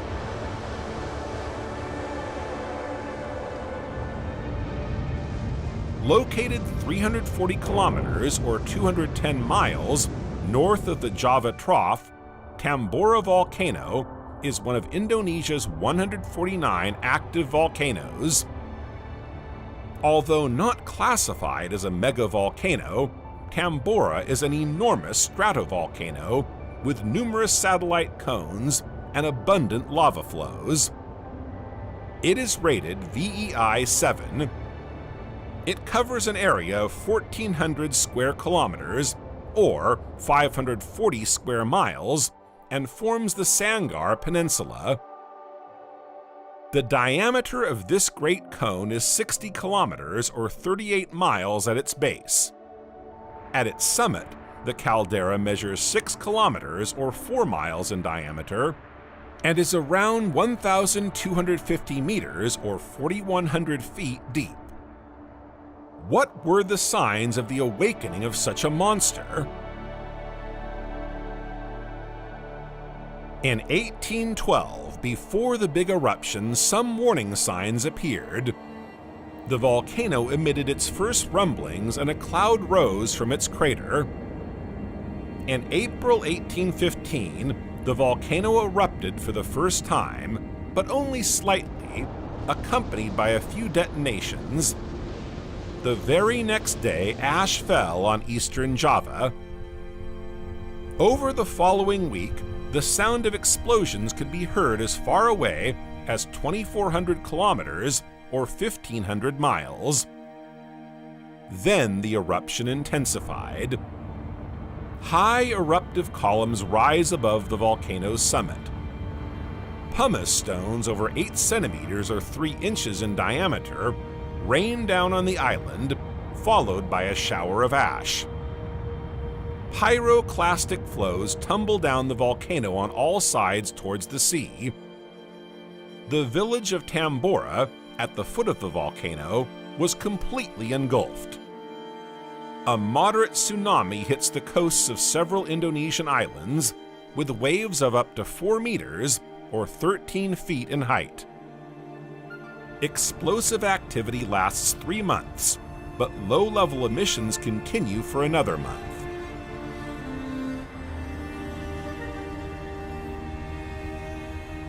The Tambora eruption was the most violent in recorded history, after the Somalis eruption in 1257. Scientists have estimated that over 1,500 cubic kilometers, or 360 cubic miles of volcanic material, was ejected in a single day. The eruptive plume reached a height of around 40 kilometers, or 25 feet. Pyroclastic flows spread up to 20 kilometers, or 12 feet from the volcano's summit. Ash fell as far as 1,300 kilometers, or 800 miles from the volcano.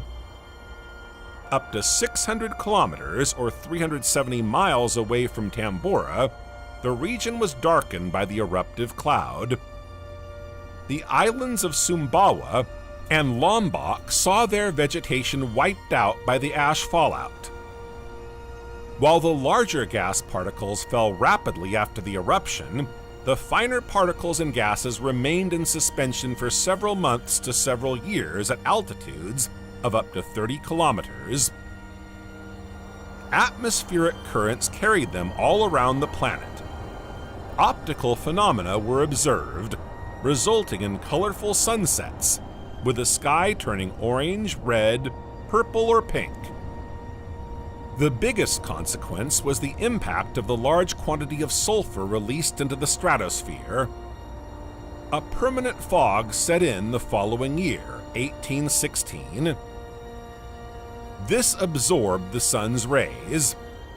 As a result, in the summer of 1816, several countries in the northern hemisphere had a year without a summer.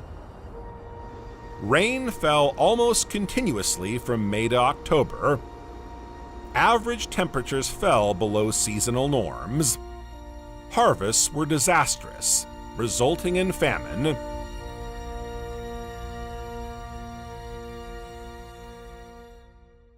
Since the dawn of time, mankind has sought to learn from the Earth, which so often puts them to the test of the elements. Without supervolcanoes, the planet would not be the one we know today. Millions of years ago, these giant monsters were capable of releasing gigantic quantities of magma, which is now anchored in the Earth's landscape. The imprint of supervolcanoes can be seen not only in topography, but also in the significant evolution of the world's climate. Their explosions have shaped gigantic calderas. These unique landscapes contribute to the diversification of species. Supervolcanoes reveal the exceptional internal dynamics of the Earth. While volcanoes can be the cause of human death, in the hydrothermal fluids of black or white smokers, at the very axis of ocean ripples, where the renewal of the ocean floor takes place, bacteria grow and survive at over 200 degrees Celsius or 392 degrees Fahrenheit. Within a radius of a few kilometers or miles around these springs, a whole chain of animals forms, bringing together an oasis of exceptional underwater life. In some cases, the ashes released by explosive volcanoes become natural fertilizers of remarkable quantity. Farmers can harvest up to 3 crops a year. In some of the world's most arid regions, volcanoes provide water and make life possible. Although impressive, volcanoes have had many repercussions in the history of human evolution. Beyond the usual eruptions, which average between 10 and 20 per week on the planet's surface, major crises result in genuine volcanic cataclysms. Supervolcanoes and volcanoes may take life away, but let's not forget that they are also a source of life, a source that very probably enabled life to appear in the first place.